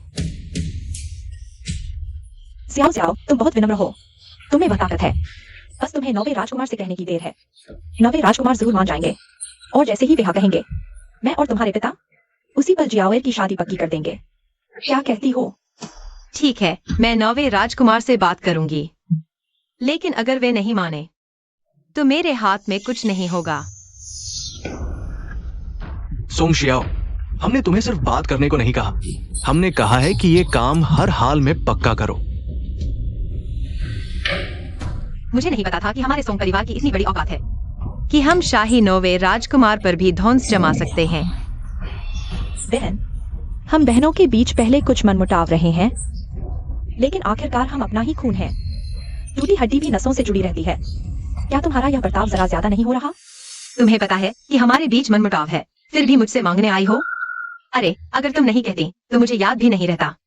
लेकिन अब जब तुमने याद दिला ही दिया है और मुझे पता चल गया कि नौवे राजकुमार के सामने मेरी इतनी चलती है, तो सच में मुझे राजकुमार से कहना चाहिए कि वे अपना हुक्म वापस ले लें और फिर तुम्हारी शादी लियान परिवार से भी बदतर किसी घर में रखैल बनाकर करवा दूं। सोंग शियाओ, तुम्हारी हिम्मत है या नहीं, आजमा कर देख लो। मैं तुम्हारा मुंह फाड़ दूंगी। मालिक, नवे राजकुमार और सरदार म्यू आए हैं। दीदी, मुझे पता है बचपन से तुम मुझे पसंद नहीं करती। अब तुम मुझे मारो या गाली दो, मैं सब सहूंगी, लेकिन तुम माता पिता के सामने मुझ पर हाथ नहीं उठा सकती। अगर उन्हें पता चल गया कि तुम अपनी बहन के साथ ऐसा करती हो तो उनका दिल टूट जाएगा, उन्हें बहुत दुख होगा। मारा? मैंने तुम्हें कब मारा? कहीं ऐसा तो नहीं कि किसी परिवार में शादी होने की खुशी में तुम्हारा दिमाग ही खराब हो गया है? जुएर, क्या मैंने इसे मारा? नहीं, माँ हमेशा उससे प्यार से बात करती रही, कभी हाथ नहीं उठाया। जुएर सच में कितना ईमानदार और अच्छा बच्चा है। वो जोरदार थप्पड़ की आवाज बाहर तक सुनाई दी। ये सिर्फ आंखों में धूल झोंकना नहीं, ये तो सीधे झूठ को सच साबित करना है। और युआनजुए भी उसके साथ मिल गया है। पूरी साजिश रची गई है। इतना अच्छा बेटा, लगता है बिगड़ गया है। सोंग शियाओ, मेरे गाल पर थप्पड़ का निशान अभी भी मौजूद है और तुम्हें खुलेआम झूठ बोलने की हिम्मत कैसे हुई? तो तुम्हारा मतलब है कि राजकुमार झूठ बोल रहे हैं? हाँ, क्या तुम कह रही हो कि मैं झूठ बोल रहा हूँ? अचानक एहसास हुआ कि अपना बेटा ही। नौवे राजकुमार का मन जरूर उथल पुथल में होगा। सोंग शियाओ, तुम्हारी हिम्मत कैसे हुई राजकुमार का फायदा उठाने की जुर्रत? झूठ मत बोलो, मेरी माँ ने मेरा फायदा नहीं उठाया, और अगर उठाया भी है तो मुझे खुशी है। पिताजी, कल आपने कहा था कि उसकी आंखें मरी हुई मछली जैसी है। सच में उसकी आंखें बिल्कुल मरी हुई मछली जैसी है। अरे, जब वो आंखें फाड़ती है तो और भी साफ दिखता है। सच में बिल्कुल मछली की आंखों जैसी ही है। सियाओएर, जुएर, इधर आओ। पिताजी, अगर और कुछ नहीं तो मैं सरदार साहब को वापस ले जाती हूँ। चलो, जल्दी चलो, वरना मेरी तो जान ही निकल जाएगी। बेटी विदा लेती है। छोटी मालकिन, एक पल रुकिए। क्यों छोटी मालकिन? सरदार की पत्नी कुत्ते को मारने से पहले मालिक का चेहरा देखा जाता है। सियाओएर बहन अब हमारे क्यूई परिवार की होने वाली है। आप उसे ऐसे सता रही हैं। ये सिर्फ बहनों का रिश्ता तोड़ना नहीं है, बल्कि रिश्तेदारी का लिहाज भी भूल जाना है। क्यों छोटी मालकिन ने खुद कहा होने वाली है, अभी हुई नहीं है और तारीख तक तय नहीं हुई। तो ये सोंग जियाओ अभी भी हमारे सोंग परिवार की बेटी है, और जब तक ये मेरी हवेली की बेटी है तब तक यहाँ उंगली उठाने की औकात आपकी नहीं है। किसने कहा तारीख तय नहीं? मैं आज जो आई हूँ सिर्फ इसी काम के लिए आई हूँ। अच्छा, तो बताइए ये शुभ मुहूर्त किस दिन निकला है? क्यों छोटी मालकिन, इतनी जल्दी क्या है? आराम से काम लीजिए। जल्दी नहीं सोंग मालकिन, ये रिश्ता नौवे राजकुमार ने तय किया है। हमारा क्यूई परिवार बहुत खुश है। बस इंतजार है कि जियाओर बहन जल्दी से हमारे घर आए। हमने सलाह की है और कल ही जियाओर बहन को विदा कराकर ले जाएंगे। नहीं, मैं नहीं। नवे राजकुमार सोंग जियाओ भी क्यूई परिवार की तरह इस रिश्ते से बहुत खुश है। खुशी के मारे बेहोश हो गई है। तुम अभी खड़े हो, जल्दी इसे अंदर ले जाओ और कल की शादी की तैयारी करो। मालिक जल्दी जाओ। जी। सरदार जी, आप व्यस्त हैं, मैं चलती हूं। युएर, मेरे साथ घर चलो।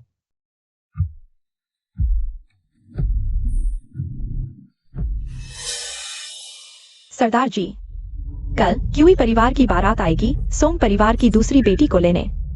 कृपया दूसरी बेटी तैयार रहें। यह रिश्ता नौवे राजकुमार ने तय किया है।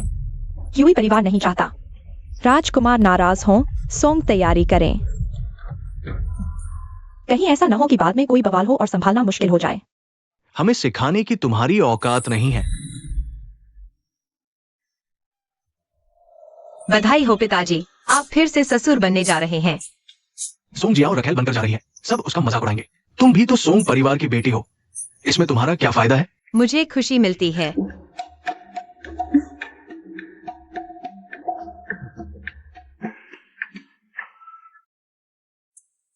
पत्नी एक बार मायके गई, ससुर ठीक, दूसरी शादी तय हो गई। कहना पड़ेगा, पत्नी सच में सोंग परिवार की भाग्यशाली सितारा है।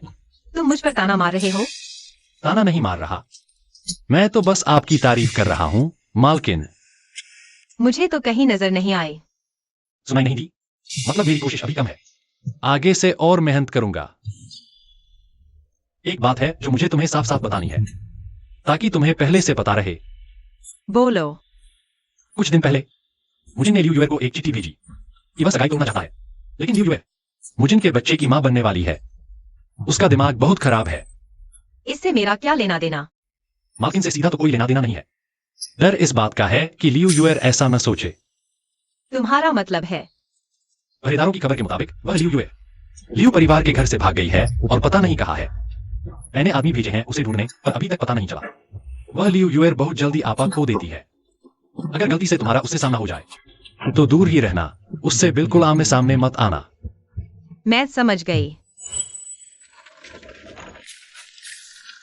मुझे अभी सैन्य छावनी भी जाना है, तो चलती हूँ। मालकिन के साथ लौटना मुमकिन नहीं। सरदार जैसा उचित समझें।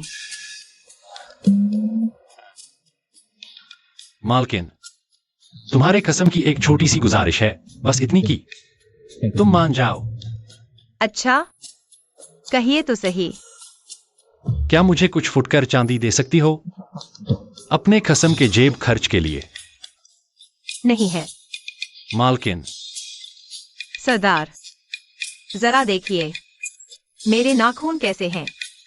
ये शरीर पर चल जाए तो बहुत दर्द होगा। ये सिर्फ शरीर पर ही दर्द नहीं देते, चेहरा भी नोच सकते हैं। सरदार आजमाना चाहेंगे?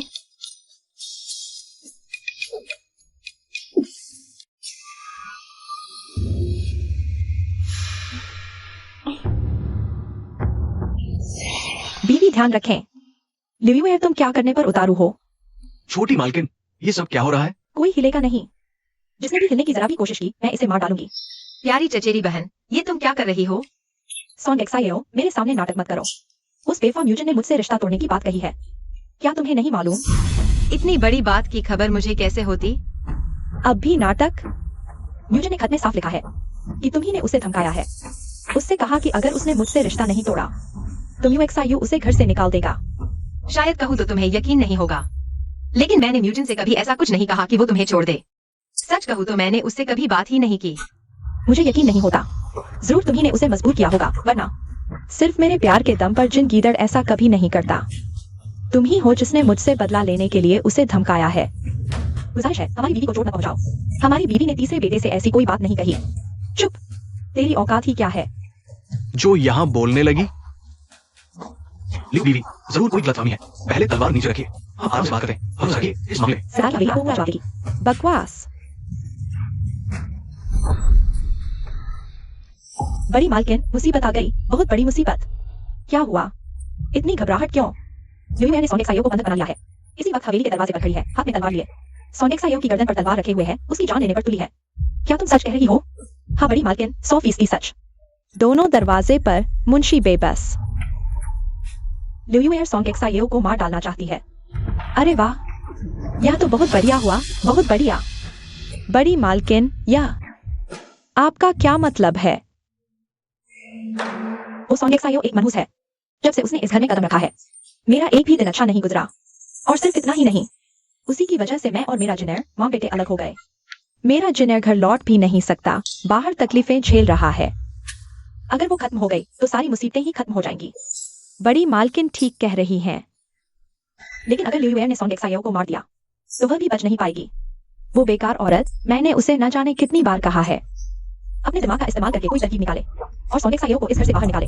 लेकिन इतना वक्त बीत गया, तब जाकर आज वो कुत्ते की तरह पागल होकर भड़क गई है। खैर, ऐसा ही सही। ऐसा होने से उसका इस हवेली में लौटने का कोई हक नहीं रहेगा। उसके पेट में चुप जिनेर मर्यादित। शादी से पहले वो ल्यूई को छू भी नहीं सकता था। ल्यूई के पेट में जो बच्चा है, वो तो भगवान जाने बाहर किसी हरामी का होगा। बड़ी मालकिन ठीक कहती है। मैं मूर्ख हूं जो यह नहीं समझ पाई। हे भगवान, कृपा करो, आसमान से बिजली गिराकर इन दोनों औरतों को उठा ले जाओ। रक्षा करो, रक्षा करो, रक्षा करो। चचेरी बहन, तू अपनी तलवार मजबूती से पकड़। अगर जरा सी चूक हुई और मैं बच निकली तो तुझे कुछ नहीं मिलेगा। सोनेक्सायो, सुन ले मेरी बात। मैं तुझे डरा नहीं रही। मैं पूरी गंभीरता से कह रही हूँ, अगर तूने मेरा जीना मुश्किल किया तो मैं भी तेरा जीना हराम कर दूंगी। समझ गई, समझ गई। इसीलिए तो कहा था, अगर तेरा निशाना चुका तो कुछ हाथ नहीं आएगा। सोनेक्सायो, तेरा दिमाग खराब हो गया है। तू पागल है। हाँ, मैं पागल हूँ, वरना मैं क्यों सोचती एक तख्ती से शादी करने की। न्यूजन, मुझे पता है तू वही है, जल्दी बाहर आ। धीरे धीरे धीरे धीरे। सोनेक्सायो, तू बड़ी गिरी हुई औरत है। बाजू के अलावा और कहीं चोट तो नहीं लगी? कोई बात नहीं, मैं हूं ना, सब ठीक हो जाएगा। सोनेक्सायो, देख लेना, भले ही इस बार बच गई, अगली बार मैं उसे। जी सरदार, मैं अभी वैद्य जी को बुलाने जाता हूं।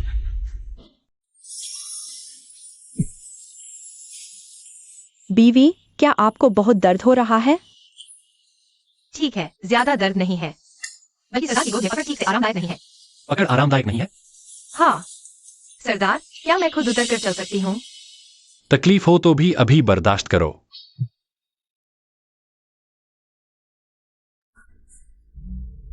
बड़ी मालकिन, क्या हुआ? दोनों मर गए या? न मरे न अपंग हुए, दोनों जिंदा हैं और सही सलामत। बस सोनेक्सायो की बाह में हल्की चोट आई है। ल्यूई का काम नहीं बना अभी। प्रबंधक जू ने नौकरों के साथ उसे पकड़ लिया है। सच में निकम्मी चीज है, वाकई बेकार है। बड़ी मालकिन, हम भी चलकर देख आए। बुजुर्ग मालकिन पहले ही सरदार के आंगन में जा चुकी हैं। हमारा न जाना ठीक नहीं लगेगा। सच में सिर दर्द है। जो मरना चाहिए थे उनमें से एक भी नहीं मरा। चलो न्यूएक्सायू के आंगन चलते हैं।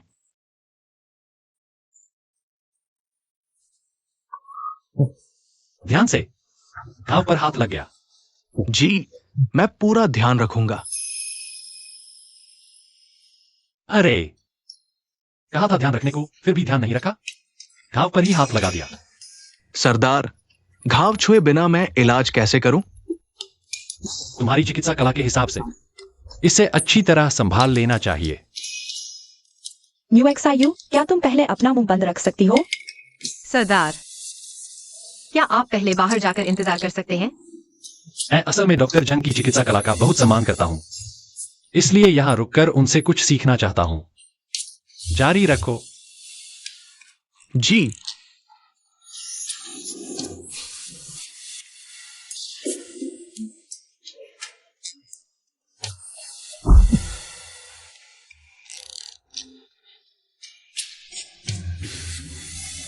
अभी तो मैंने जरा सी आंख लगाई थी, इतनी बड़ी बात कैसे हो गई? सियाओ, मेरी बेचारी देवरानी, तुम जाकर उसे रोको, उसे यहाँ चिल्लाने मत दो, वरना डॉक्टर झांग का एक्सायो का इलाज करना मुश्किल हो जाएगा। सरदार, मैंने सुना एक्सायो घायल हो गई। कैसी है वो? मुझे देखना है, कितनी गंभीर चोट है। ठीक है, उसे अभी आराम चाहिए, मिलना ठीक नहीं। भाभी, बेहतर होगा आप लौट जाए। तुम बताओ, ऐसा कैसे हो सकता है? सरदार, तो उस जहरीली औरत लियुएर का क्या करने का इरादा है? भाभी, आप कृपया लियू परिवार के घर सगाई का सामान भिजवा दें। 3 दिन बाद म्यूजिन लियुएर से विवाह करेगा।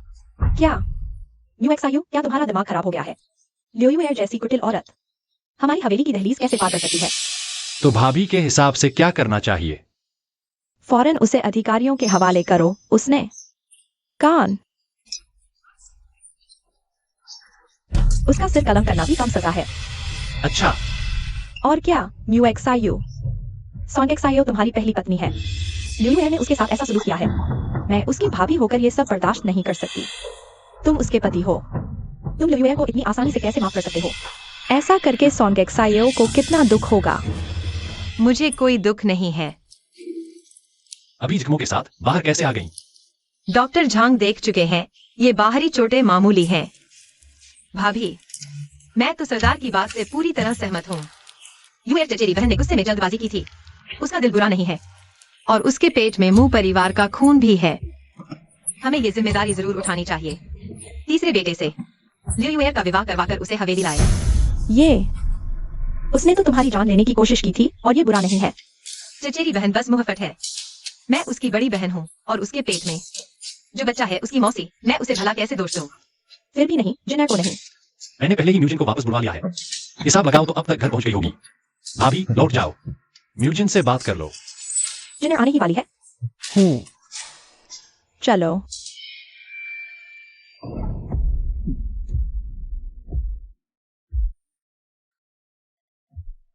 ग्वान परिवार जैसा अंधा कभी नहीं देखा। लियुएर के पेट में मुंह परिवार का ही खून है, और उसे यूं ही सजा दे दी। लोग क्या कहेंगे? हमारा मुंह परिवार तो कानून तोड़ बैठा। पत्नी बच्चे पति के गुनाह में शामिल नहीं। सीधे लियुएर का सिर काटने की बात करने की। दादी माँ सही कह रही है। मगर लियुएर जैसी औरत इस घर के लायक नहीं। दादी माँ चिंता न करें, मेरे पास तरकीब है। ठीक है, एक्सायो का ख्याल रखना। मैं चलती हूँ। जी, दादी माँ।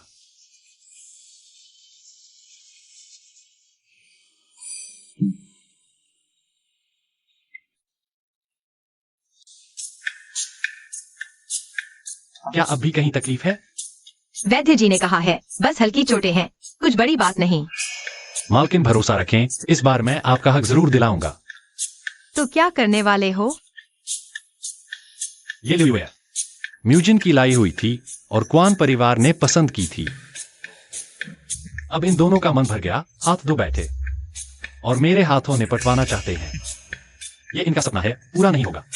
तो अभी क्वान परिवार से कहा था कि शादी का सामान लाकर लियुएर को ले जाओगे, बस उसे जलाने के लिए। उसे जलाने के लिए ही सही, मगर सरदार के घर की भलाई के लिए भी। वैसे भी आज लियुएर ने तुम्हें चोट पहुंचाई है, मगर उसके पेट में म्यूजिन का खून है। सीधे सजा दी तो बदनामी होगी, लेकिन लियुएर जैसी अक्ल से पैदल औरत का इस हवेली में घुसना नामुमकिन है। मगर तुम जुबान दे आए हो कि लियुएर को हवेली लेकर आओगे, अब उसे बाहर कैसे रोकोगे? हमारा घर रिश्तों की कदर करता है।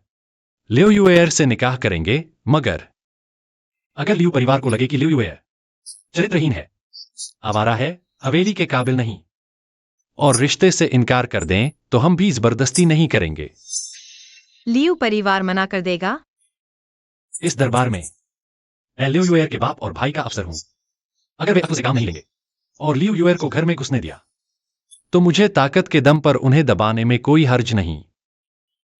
सरदार जी, आपने तो सच में हर पहलू सोच लिया।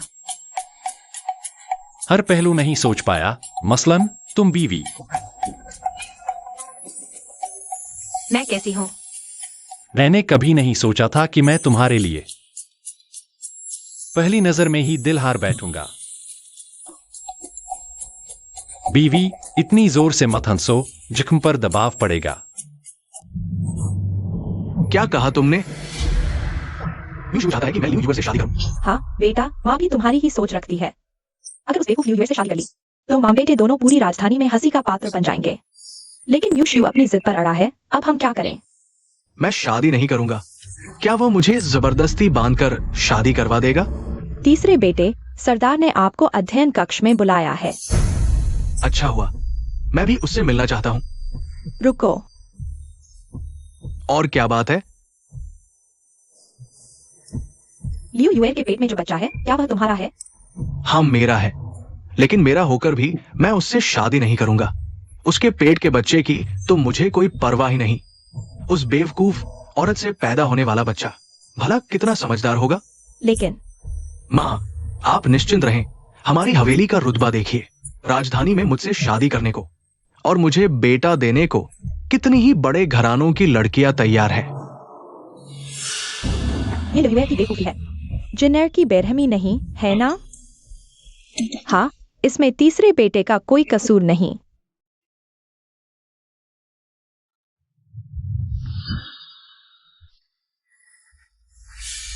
चाचा उसे वो चीज दे दो। जी, ये क्या चीज है?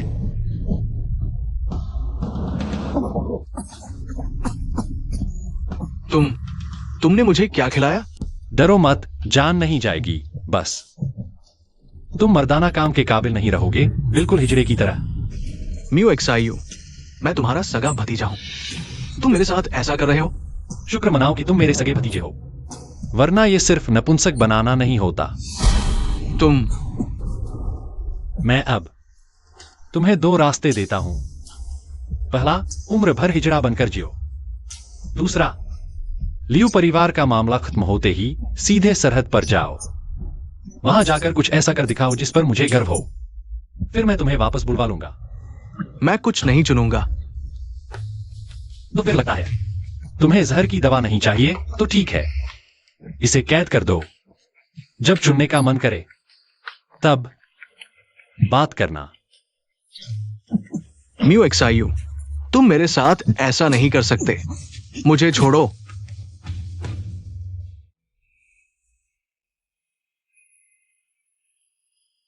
सरदार, तीसरे बेटे को बंद कर दिया गया है, पूरी पत्नी के आंगन में। वहां भी पहरेदार तैनात कर दिया है। हाँ। सरदार, इस दास का एक सवाल है, पूछना चाहिए या नहीं, समझ नहीं आ रहा। तो मत पूछो। फिर भी पूछ ही लेता हूं। सरदार, आपने तीसरे बेटे को इतनी दूर सीमा पर भेजा, सच में उसे तपाने के लिए या सिर्फ इसलिए कि वो आपको रास नहीं आता? तुम्हें क्या लगता है? मेरा अंदाजा सिर्फ इसलिए कि वो आपको रास नहीं आता, क्योंकि मालकिन उस तीसरे बेटे को चाहती थी और सरदार का दिल मालकिन को दोष देने को तैयार नहीं, इसलिए सारा गुस्सा उसी बेचारे पर उतार रहे हैं।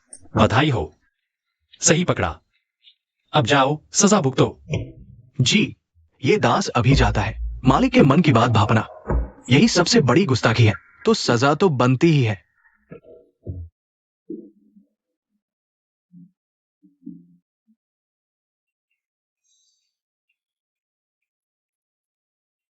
मालकिन, भले ही तुम्हें पैसों से बेहद लगाव है, पर न जाने क्यों तुम्हें देखते ही मेरा दिल खुशी से भर जाता है।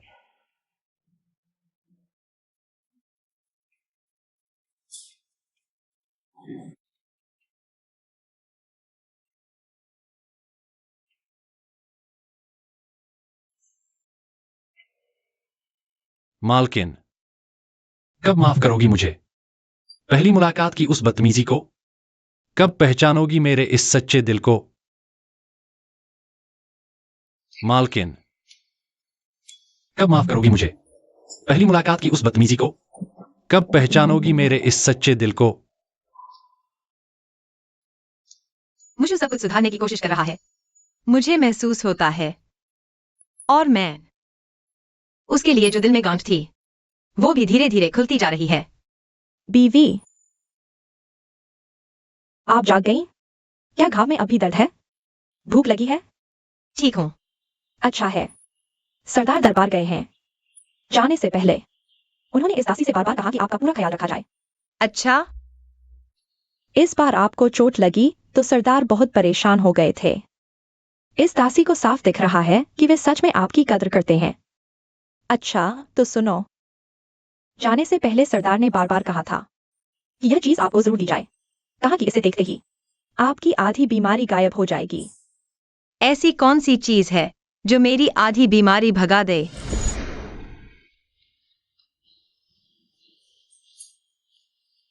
क्या यह सच है? बीवी, दांत का ख्याल रखिए। बिल्कुल सच है। सरदार का भेजा हो तो झूठ कैसे हो सकता है? मालकिन, क्या आप जाग गईं? बीवी, शायद बुढ़िया डिंग आई है। मैं जाकर देखती हूँ। मालकिन, क्या अब आपकी तबीयत कुछ बेहतर है? काफी बेहतर है। वही तो अच्छी बात है। बुढ़िया माँ, क्या आप कुछ कहना चाहती हैं? बात ऐसी है कि आपकी चोट की खबर महारानी को मिल गई। उन्हें चिंता है कि आपके और सरदार के पास कोई नहीं है, यानी फूली की सौतेली बहन को यहाँ भेजा है। यह जो तथाकथित देखभाल है, आखिर यह किस हैसियत से होगी? महारानी ने उसे सरदार की दूसरी बीवी बनाकर भेजा है। तो यह तो खुशी की बात है। सरदार को एक और बीवी मिल गई और मुझे एक नई बहन। जी। बीवी, कृपया बैठिए। माँ जी, मुझे यिंगैर कहकर बुलाइए। मैं महारानी की शाही आज्ञा से सरदार को मिली दूसरी बीवी हूँ।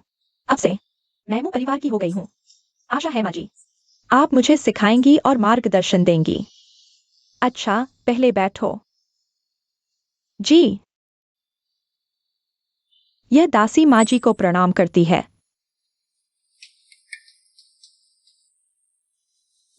यह दासी यिंगैर दीदी को प्रणाम करती है। दीदी, आपकी बड़ी कृपा रहे। बहन, उठो। हम तो एक ही परिवार के लोग हैं। इन दिखावटी तकल्लुफों की कोई जरूरत नहीं। धन्यवाद दीदी। सुनती थी कि गुयान बहन सुघड़, समझदार और दिल की कोमल है। मेरा स्वभाव है कि आगे चलकर सच में एक ही घर की हो जाएंगी। महारानी को अब भी मुझ पर और मेरे सरदार पर बड़ा दुलार है। दीदी ने बहुत बढ़ा चढ़ा कर कहा, यह दासी इस लायक नहीं। इसमें क्या नहीं होने का? मैं तो सच कह रही हूँ। दादी माँ, तो फिर मैं फूइंग बहन को साथ लेकर अपने और सरदार के आंगन चलती हूँ ताकि माहौल से वाकिफ हो सके। साथ ही उसके कमरे का इंतजाम भी कर दूंगी। अच्छा, जाओ। चलो बहन। महारानी के भेजे इस रिश्ते को सोंगश्याओं ने खुशी खुशी मंजूर कर लिया। बहुत अच्छा किया। माँ जी सही कहती हैं। छोटी मालकिन समझदार है, मामले की गंभीरता जानती हैं। लेकिन क्या इतनी ज्यादा खुशी ठीक है? जैसे कितनी चौड़ी मुस्कान है। लगता है यह दूसरी बीवी मूशियू के लिए नहीं, बल्कि खुद उसी के लिए लाई गई है।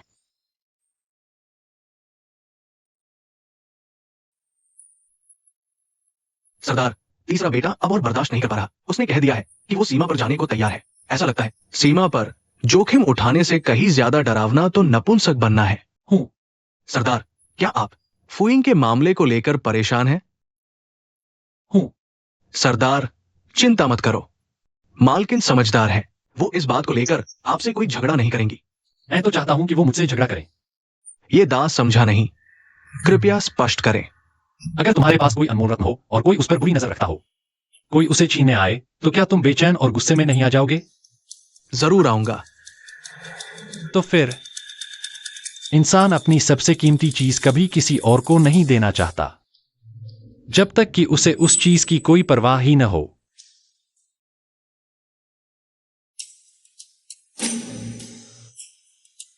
सरदार, आप आ गए। हूं। सरदार, यह महारानी ने फुइंग को आपकी दूसरी बीवी बनाकर भेजा है। यह बात तो आप जानते ही होंगे। हूं। तो फिर बधाई हो सरदार, बहुत बहुत बधाई। आपको भी बधाई। मालकिन को एक नई बहन मिल गई, इसकी खुशियां। हाँ, साझा खुशी है। नई बहन से मिलेंगे। जरूरी नहीं। आज यह सरदार थोड़ा थका हुआ हूं। अगर सरदार थके हुए हैं और उनके लिए बहन से मिलना मुश्किल है, तो क्यों न बहन को ही यहाँ बुला लिया जाए। जेडाइवान, जाओ नई मालकिन को यहाँ बुला लाओ। जी। लगता है इस सरदार की कोई परवाह ही नहीं है मालकिन को। मालकिन सचमुच बहुत उदार और दरिया दिल है। सरदार साहब को तो मेरी यही बात पसंद है ना। छोटी मालकिन का ये चेहरा, ये अंदाज, मुझे तो किसी और की याद दिला गया। किसकी? ये होंग लॉज की कोठे वाली की। अगर मैं कोठे वाली हूँ तो आप तो उसके दलाल हुए ना। बस भी करो, मुझे सब सुनाई दे रहा है, समझे? मेरी एक दूसरी बीवी है और छोटी मालकिन इस बात से खुश है। सरदार, ये तो खुशी की बात है। और वैसे भी ये नई बीवी दिखने में भोली और स्वभाव से बड़ी नरम है। देखते ही प्यार आ जाता है। क्या हुआ? कुछ नहीं, बस एक अफसोस है। उस दिन चोट तुम्हारे बाजू पर लगी थी, इस जबान पर क्यों नहीं? सरदार साहब, बीवी, वो दूसरी बीवी आ गई है। ये दासी आपको प्रणाम करती है सरदार, और बड़ी बीवी को भी प्रणाम। उठो बहन। धन्यवाद बड़ी बीवी। सरदार, बहन से बात कीजिए। संदेश आया है कि जुएर बस आते ही हैं। मैं दरवाजे पर उनका स्वागत करने जाती हूँ। आप यहीं रुकिए छोटी मालकिन। क्या मतलब सरदार? क्या आप हम तीनों को साथ? क्या? अगर आपके मन में ऐसा कोई विचार है भी तो माफ कीजिएगा। ये दासी से ये सब नहीं होगा। आप गलत सोच रही हैं। आपके पति के मन में ऐसा कोई गंदा और बेतुका ख्याल कभी नहीं हो सकता। मतलब साफ है। आपके कहने का मतलब यही है कि मैं गंदी और बेतुकी हूँ। बड़ी बीवी, कृपया गुस्सा न हो। सरदार साहब का मतलब आपको नीचा दिखाना कभी नहीं था। बड़ी बीवी, आप गलत मत समझिए। अगर आपको मेरा यहाँ आना पसंद नहीं तो मैं तुरंत चली जाती हूँ। बड़ी बीवी, प्लीज सरदार साहब को मुश्किल में मत डालिए। अरे क्या प्यासी है। हिम्मत कैसे हुई बीवी के सामने ऐसी फतिया कसने की? इतनी चालाकी। उसने अभी कहा कि बीवी गलत न समझें और सरदार को मुश्किल में न डालें। क्या ये साफ इशारा नहीं कर रही कि बीवी छोटी सोच वाली है और पति का सम्मान नहीं करती? सच में बड़ी प्यारी नागिन है। सरदार, देखिए ना, यह रखेल आपका कितना ख्याल रखती है। उसकी ये बातें सुनकर तो मेरा दिल ही पिघल गया। मैं तो भावुक होकर रोने ही वाली हूँ। मैं पहले बाहर जाकर थोड़ा रो आती हूँ।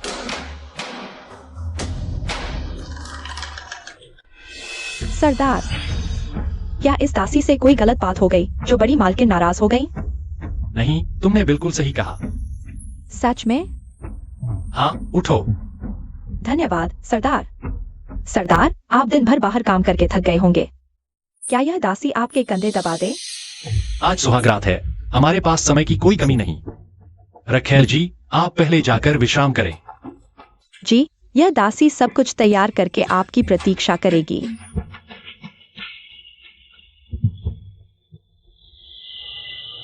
मोशु, तुम्हें एक काम सौंपता हूं, इसे खुद करना। आज्ञा दीजिए सरदार। सरदार, निश्चिंत रहें, ये सेवक आपका काम पूरा करेगा। ऐसा लगता है कि महारानी मुझसे बहुत नाराज है, यहां तक कि अब कोई भी हद पार करने पर आमादा है। यहां तक कि मुझे चिढ़ाने के लिए एक रखेल भेजने जैसी हरकत भी कर डाली। बीवी वाकई बहुत सुंदर लग रही है। सरदार नजरें नहीं हटा पाएंगे।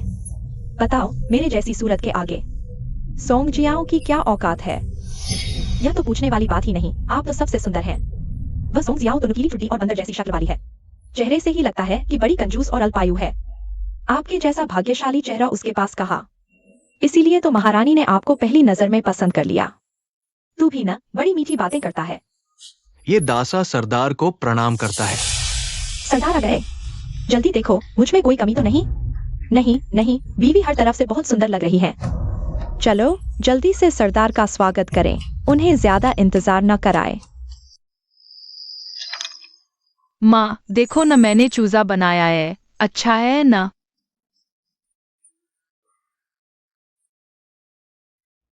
बहुत अच्छा, बिल्कुल असली जैसा लग रहा है।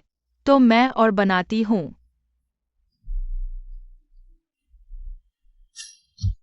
क्या हुआ? कुछ कहना है तो कहो। मालकिन, अभी अभी इस दासी ने देखा सरदार जी फूल यिंग के कमरे में गए हैं। तो ये तो अच्छी बात है। फूल यिंग तो महारानी की दी हुई है। अगर सरदार जी नहीं जाते तो क्या महारानी से दुश्मनी मोल लेते? बात तो सही है मालकिन, लेकिन इस दासी से वो फूल लिंग की चालाकियां देखी नहीं जाती। जानबूझकर बेचारी बनने का नाटक करती है, देख के गुस्सा आता है। जी जुआन, अपनी जुबान पर काबू रखो। जी मालकिन, इस दासी से गलती हुई, माफी चाहती है।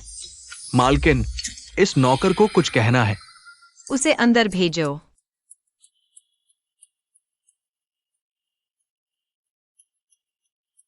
क्या बात है? सरदार जी ने आपको फू बेगम के आंगन में बुलाया है। मैं वहां क्या करने जाऊं? क्या वो कमीनी औरत फिर से मालकिन के खिलाफ कोई चाल चल रही है? मालकिन, सरदार जी ने बस यही कहा कि आपको बुलाया जाए, और कुछ नहीं कहा। ठीक है जुएर, चलो बाहर घूम कर आते हैं। हाँ चलो।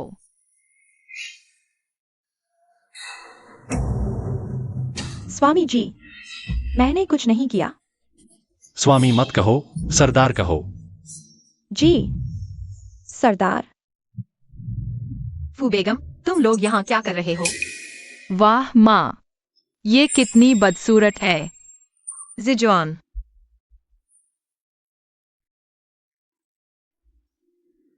फू उपपत्नी, तुम्हें यह क्या हुआ? मैं जो बन गई हूँ, क्या तुम ही सबसे अच्छी तरह नहीं जानती?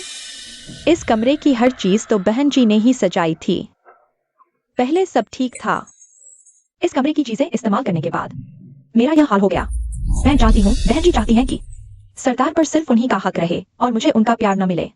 एक औरत होने के नाते मैं समझ सकती हूँ, मगर ऐसी घटिया हरकत से मेरा चेहरा बिगाड़ना, क्या यह बहुत बड़ी बेरहमी नहीं? चाहे कुछ भी हो, मैं महारानी की ओर से सरदार को दी गई हूँ। तुम्हारा यह करना सिर्फ मेरा अपमान नहीं, बल्कि महारानी का भी घोर निरादर है। फू उपपत्नी, इसमें जरूर कोई गलतफहमी होगी। गलतफहमी? मेरा तो यह हाल हो चुका है और तुम अभी बहाने बना रही हो। तुमने सचमुच गलत समझा है। सरदार, इस कमरे की हर चीज मेरे कहने पर सजवाई गई है। क्या तुम्हें मुझ पर ही शक है कि मैंने जानबूझकर तुम्हें बर्बाद किया? नहीं सरदार, इस दासी का ऐसा कोई मतलब नहीं था। बेहतर होगा जल्दी से कोई वैद्य बुलाकर दिखाओ। सिर घूम रहा है। मालकिन, जल्दी मुझे पकड़कर आराम करने ले चलो। अच्छा,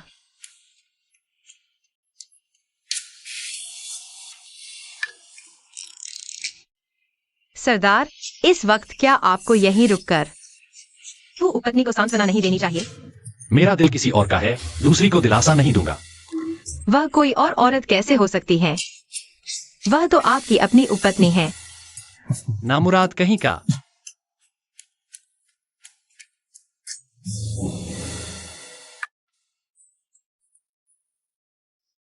मालकिन, क्या आप सो गईं?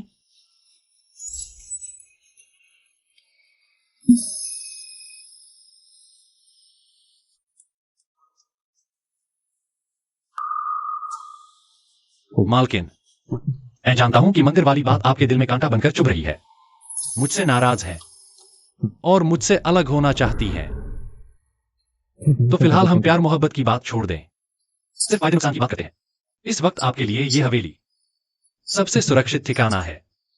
यहां रहकर सुकून मिलेगा। मैं आप पर कोई जबरदस्ती नहीं करूंगा, दादी मां भी नहीं करेंगी।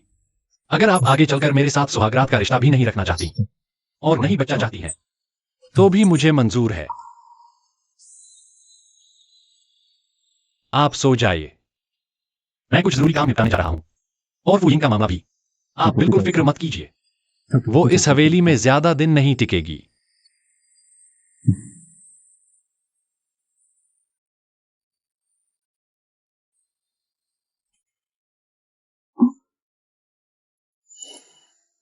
मुशु ने सही कहा था।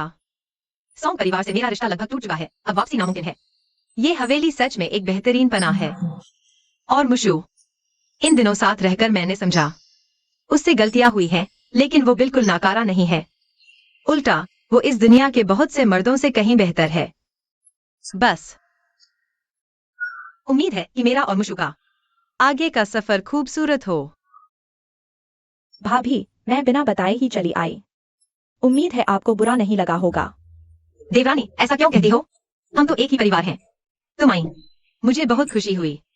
आपके मुंह से यह सुनकर मुझे तसल्ली हुई। दरअसल मैं आज इसलिए आई हूँ क्योंकि मुझे कुछ कहना है सोंग यीनी के बारे में। सोंग यीनी? तुम्हारा मतलब सोंग जियाओ से है? जी हाँ, सोंग यीनी कल ही घर में दाखिल हो गई हैं। भाभी, आप निश्चिंत रहें। मुझे तो जियाओ बहन बहुत पसंद है। मैं वादा करती हूँ कि उसका पूरा ख्याल रखूंगी, उसे जरा भी तकलीफ नहीं होने दूंगी। देवरानी हमेशा से कोमल और उदार रही हो, मुझे पूरा भरोसा है। हालांकि यह सोंग जियाओ मेरी बहन जरूर है, लेकिन अब वह देवर की रखेल और क्यूई परिवार का हिस्सा है। मैं देवर के निजी मामलों में कभी दखल नहीं देती, इसलिए अगर तुम मुझसे यह बात न भी करती तो भी कोई बात नहीं थी। भाभी ठीक कह रही हैं। अब मुझे ही अपनी बात बेमानी लग रही है। मालकिन फू यीनी हाजिरी देने आई हैं। उस फू यीनी के चेहरे पर अभी भी दाने हैं। अगर वह अंदर आई और फूली ने देख लिया तो पता नहीं फिर क्या क्या कड़वी बातें सुनाएगी। बीवी, बातचीत में विघ्न न पड़े इसलिए अभी क्यूई यीनी को लौट जाने दीजिए। वह थोड़ी देर बाद हाजिरी देने आएगी। कोई जरूरत नहीं, मैं आज यही हूँ। मैं भी अपनी सौतेली बहन से मिलना चाहती हूँ। भाभी, उसे अंदर बुलाइए। अगर देवरानी मिलना चाहती है तो जी जुआन, फू यीनी को अंदर बुला लो। जी, मेरी वह सौतेली बहन बचपन से ही समझदार और सुशील है। यहाँ आकर वह भाभी को कोई तकलीफ नहीं देगी। भाभी भी स्वभाव से उदार है, इसलिए मुझे भरोसा है कि यंगेर का पूरा ख्याल रखेंगी। यह तो स्वाभाविक है। यह दासी मालकिन को प्रणाम करती है। फू रखेल, औपचारिकता की कोई जरूरत नहीं, जल्दी उठो। धन्यवाद दीदी। यंगेर, तुम्हारे चेहरे को क्या हुआ? क्या यह मैंने खुद ही खुजलाया है? खुजलाने से ऐसा कैसे हो सकता है? भाभी, मेरी यंगेर घर में बिल्कुल ठीक थी। सरदार की हवेली में पहला ही दिन है और उसका चेहरा ऐसा क्यों हो गया? भाभी, बेहतर होगा कि तुम मुझे इसका जवाब दो। मैंने अभी अभी कहा था कि तुम्हारे और तुम्हारे पति के घर के मामलों में मैं दखल नहीं देती, लेकिन देवरानी, तुम मेरे और सरदार के घर के लोगों और मामलों में इतनी दिलचस्पी क्यों ले रही हो? मैं भाभी जैसी नहीं हूँ। यंगेर भले ही ब्याही जा चुकी है, लेकिन वह आज भी मेरी बहन है। मेरा उसकी चिंता करना और उसकी परवाह करना मेरा फर्ज है। भाभी की तरह नहीं, जिन्हें सोंगजियाओं की जरा भी परवाह नहीं। हमारी यंगेर को तो महारानी ने खुद सरदार को सौंपा है। हवेली में पहले ही दिन उसकी यह हालत हो गई। अगर महारानी को यह पता चला तो वह भी भाभी से इसका जवाब मांगेंगी। देवरानी सही कह रही है। तो फिर ठीक है, मैं तुम्हें जवाब देती हूँ।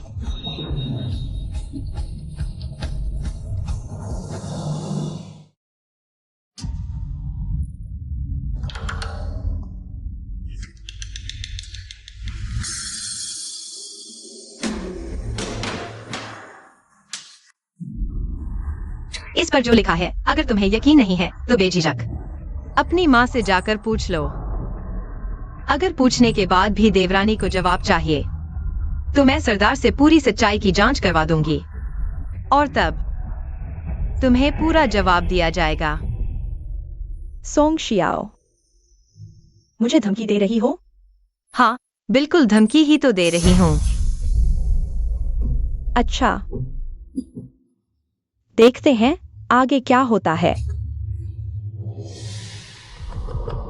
अगर फू बेगम को बुरा लगा तो अपनी बहन के साथ फू परिवार जाकर शिकायत कर लीजिए।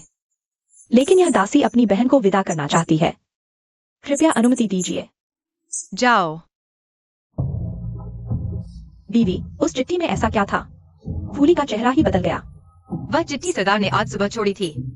उसमें लिखा था कि फू बेगम ने फूइंग को बाचपन की दवा दी थी। अगर यह बात बाहर आ गई तो उसकी किरकिरी हो जाएगी। सरदार ने कितना सोच समझकर काम लिया। पहले ही भाप लिया कि कोई फूली के जरिए हमारी बीवी को नीचा दिखाना चाहता है, बाकी लोगों की तरह नहीं जो हमेशा रखेल को चाहते हैं और दूसरी बीवियों के साथ मिलकर असली मालकिन को सताते हैं। हाँ, कभी कभी वह सच में बहुत अच्छा होता है। बस अब कोई बात नहीं जीजवान, तुम तैयारी करो। आज मेरी माँ की पुण्यतिथि है, मैं विधिवत पूजा करूंगी। ठीक है।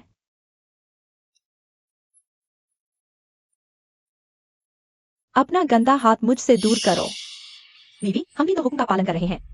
कृपया हमें मुश्किल में न डालें। बीवी, यह लियू युएर है और लियू परिवार की वे दो बूढ़ी दाइयां भी। उनकी परवाह मत करो, हम चलते रहें। जी।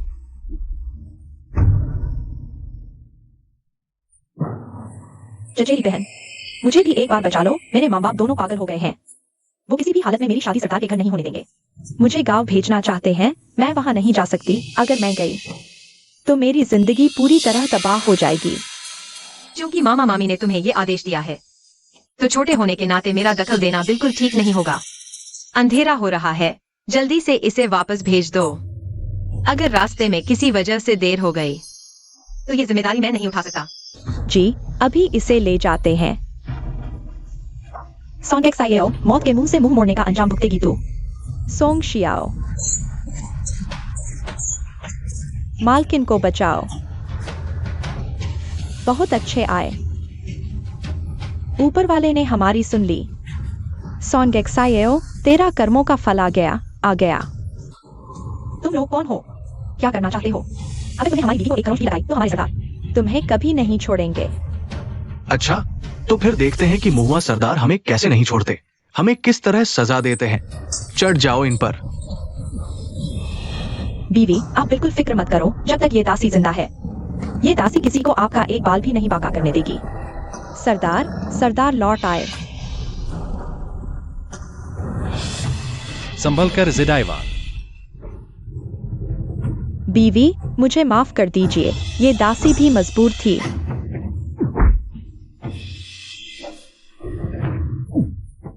तुम्हें कुछ हुआ तो नहीं? संभलो। सरदार,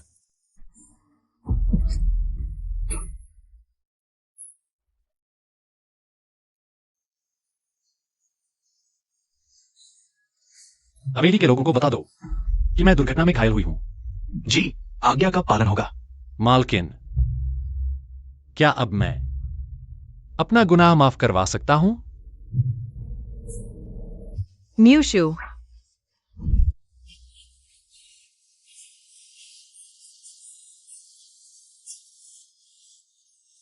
बड़ी मालकिन, सरदार और मालकिन पर ईश्वर की कृपा है। वे हर मुसीबत से बच निकलेंगे।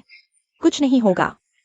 बस मेरी शुएर और शाओ शाओ सही सलामत रहें। मैं अपनी पूरी उम्र और इस हवेली का सब कुछ उन पर न्योछावर करने को तैयार हूँ। मेरा पोता और पोते की बहू, उनका क्या हाल है?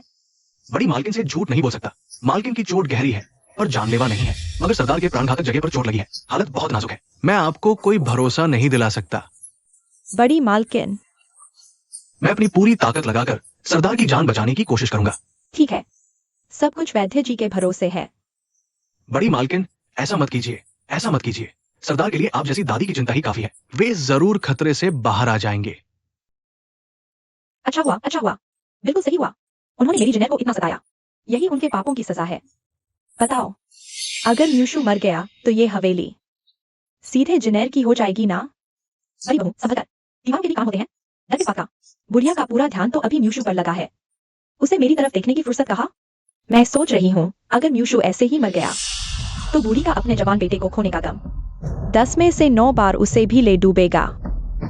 उस वक्त पूरी हवेली सिर्फ मेरी और जिनेर की होगी। हे भगवान, इतने सालों तक घुट-घुट कर जी रही थी, आखिरकार मेरे दिन बदल गए। नहीं, मुझे अभी भगवान के सामने जाना है। अच्छे से प्रार्थना करनी है। अगर मेरी मुराद पूरी हुई तो मैं उनकी सोने की मूर्ति बनवाकर चढ़ाऊंगी।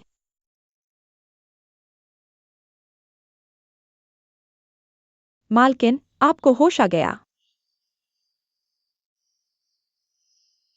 आपको कैसा लग रहा है? अभी भी बहुत तकलीफ है क्या? यूएक्सआयु का क्या हाल है? सरदार, वो अभी तक बेहोश है। वो अभी कहाँ है? वो अंदर वाले कमरे में है। मुझे वहां ले चलो। मालकिन, धीरे से। इतने दुबले कैसे हो गए? धीरे धीरे सेहत वापस आ जाएगी। पक्का ठीक हो जाएंगे। जिडाइवान कहाँ है? मालकिन, उसे कैद कर दिया गया है। उसने अपना गुनाह कबूल कर लिया है। उसने कहा कि उसकी सौतेली मां ने धमकी दी थी, क्योंकि लियोशी ने उसे जहर दिया था। अगर वो ऐसा नहीं करती तो उसे जहर की दवा नहीं मिलती। अच्छा, कितनी बेवकूफ है वो। मालकिन और सरदार पर हाथ उठाने की हिम्मत। अगर उसे दवा मिल भी जाती तो भी उसकी किस्मत में जीना नहीं था। माँ जी, आप बाहर जाइए। मैं उनसे कुछ बात करना चाहती हूँ। ठीक है।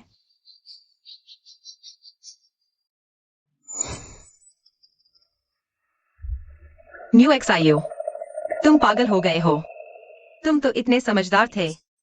उस वक्त तुम्हारा दिमाग कैसे खराब हो गया? क्या प्यार में अक्ल खो बैठे? क्या मैं सच में तुम्हारे इस कुर्बानी के लायक हूँ? तुमने पिछली बार कहा था कि मैं पत्थर दिल हूँ। गलत कहा। काश मैं सच में पत्थर दिल होती, तो कम से कम अभी ये दर्द नहीं होता और नहीं कोई पछतावा होता। अगर मुझे ये दिन पहले से पता होता तो मैं अपनी जिद छोड़कर तुम्हारे साथ खुशी से रहती और हालात इस मोड़ पर नहीं पहुंचते।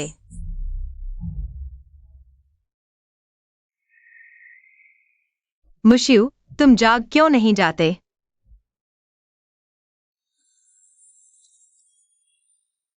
शियाओ, कुछ बातें जो मैंने तुमसे कभी नहीं कही, लेकिन अब मुझे लगता है तुम्हें जान लेना चाहिए।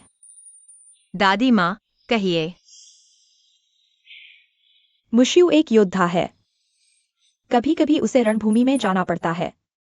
मुशियू ने मुझसे कहा था, अगर कभी वह फिर युद्ध पर जाए और सम्मान के साथ लौटे तो सबसे अच्छा, लेकिन अगर किसी दिन अगर वह शहीद हो जाए तो मैं तलाक दे दूंगा। तुम्हें अपनी पोती बना लूं ताकि तुम दोबारा शादी कर सको और सरदार की हवेली हमेशा तुम्हारा सहारा बनी रहे। दादी माँ, जिंदगी इतनी लंबी है। वह सबसे ज्यादा तुम्हारी खुशी और सुकून चाहता था। तुम्हें उसकी याद में उम्र भर विधवा बनाकर वह तुम्हें तड़पता नहीं देख सकता था और नहीं चाहता था। अगर इस बार मुशियू को कुछ हो गया तो तुम। दादी माँ, वह जाग जाएगा और अगर नहीं भी जागा तब भी मैं उसकी पत्नी ही रहूंगी। वैसे भी यह जीवन तो मरते दम तक, जीवन में भी यही और मृत्यु में भी यही।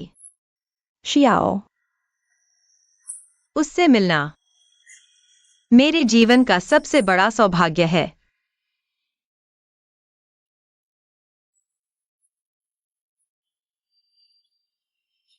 बूढ़ी मालकिन, क्या हुआ? यह दासी अभी सरदार को पानी देने गई थी तो देखा। क्या देखा? क्या शूर जाग गया? नहीं, बस देखा कि छोटी मालकिन इतनी कम उम्र में उसके बालों में सफेद बाल आ गए हैं। हाय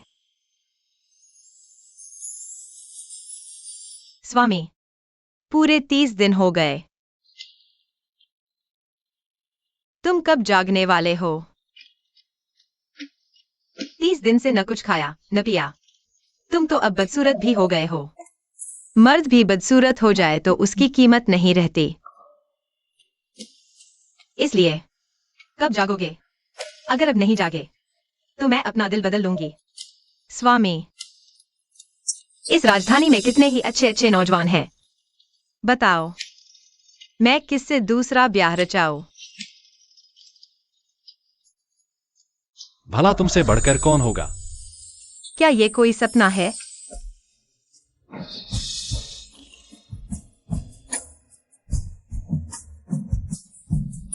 मुशियू,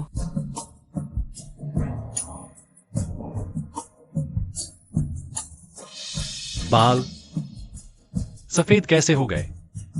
शायद तुम्हारी याद में। सफेद बाल जो साथ निभाने की कसम है। अच्छा, सफेद बाल साथ निभाने की कसम।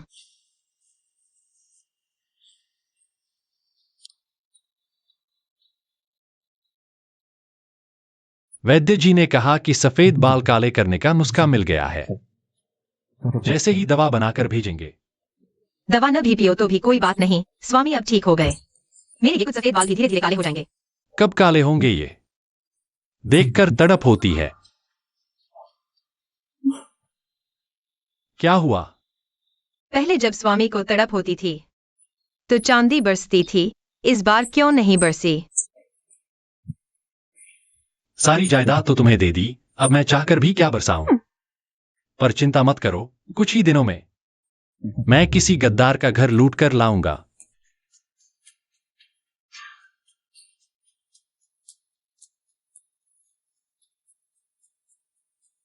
सरदार, क्या हुआ? जयवान और ल्यूशी दोनों मरे। दोनों काल कोठरी में थी। दोनों को एक साथ बंद कर दिया गया। 1 महीने तक एक दूसरे को तड़पाती रही। आखिरकार बर्दाश्त नहीं कर पाई। बहुत अच्छा। और लिव यूएयर का क्या? वह मंदिर में कैसी है? उसके पेट का बच्चा चला गया। वो इस महीने मंदिर में थी। राजधानी लौटने को जिद की और तीसरे बेटे को तरस आ जाए। नाटक करते करते आखिरकार अपना बच्चा गवा बैठी और बीमार भी पड़ गई। वैद्य कहते हैं शायद अब वो कभी मां नहीं बन पाएगी। बहुत अच्छा। और छोटी मालकिन और तीसरे बेटे को मेरे आदमियों ने उन्हें पुरानी हवेली भेज दिया है और कड़ी निगरानी में रखा है। अब वे दोनों शायद कभी राजधानी नहीं लौट पाएंगे। कर्मों का फल, जिसका जैसा कर्म वैसा ही फल। वे अब अपने किए की सजा भुगत रहे हैं, कोई जुर्म नहीं। सरदार ने सही कहा। तो सोंग याओ का क्या? लियू शी के जाते ही उसका सहारा खत्म हो गया। अब न कोई उसे सलाह देने वाला, न कोई उसकी चाल चलने वाला। अब भी परिवार में उसका क्या हाल है?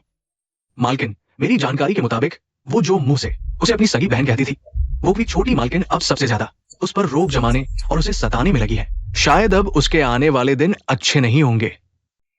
तो उसकी छोटी मालकिन की तुलना में मैं कितनी समझदार हूँ। मैंने तो कभी सरदार की रखेलों पर जुल्म नहीं किया। वैसे यफू बेगम हवेली में अपना इलाज करवा रही है। कैसा चल रहा है उसका? कब लौटेगी वापस सरदार की सेवा जारी रखने? तुम मुझे कम गुस्सा दिलाया करो। पत्नी जी, फू बेगम का लौटना शायद मुश्किल है। क्यों? फू बेगम ने इलाज के दौरान पास में ही दीवार लांघ दी।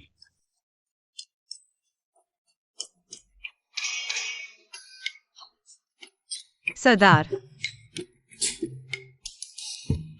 सींग लग गए। तुम्हारे बाल सफेद होने से तो बेहतर है। बस करो। अब दादी माँ के पास चलते हैं। दादी माँ ने कहा वो गुआनिन पहाड़ गई थी हम दोनों का भाग्य पूछने। इस जीवन में 2 बेटे और 2 बेटियां होंगी। सिर्फ 2 बेटे और 2 बेटियां? मेरे हिसाब से तो 3 बेटे और 3 बेटियां हैं। क्या मतलब? क्या मैं दोबारा शादी करूंगी? बकवास। तुम मुझे खिलाए हो।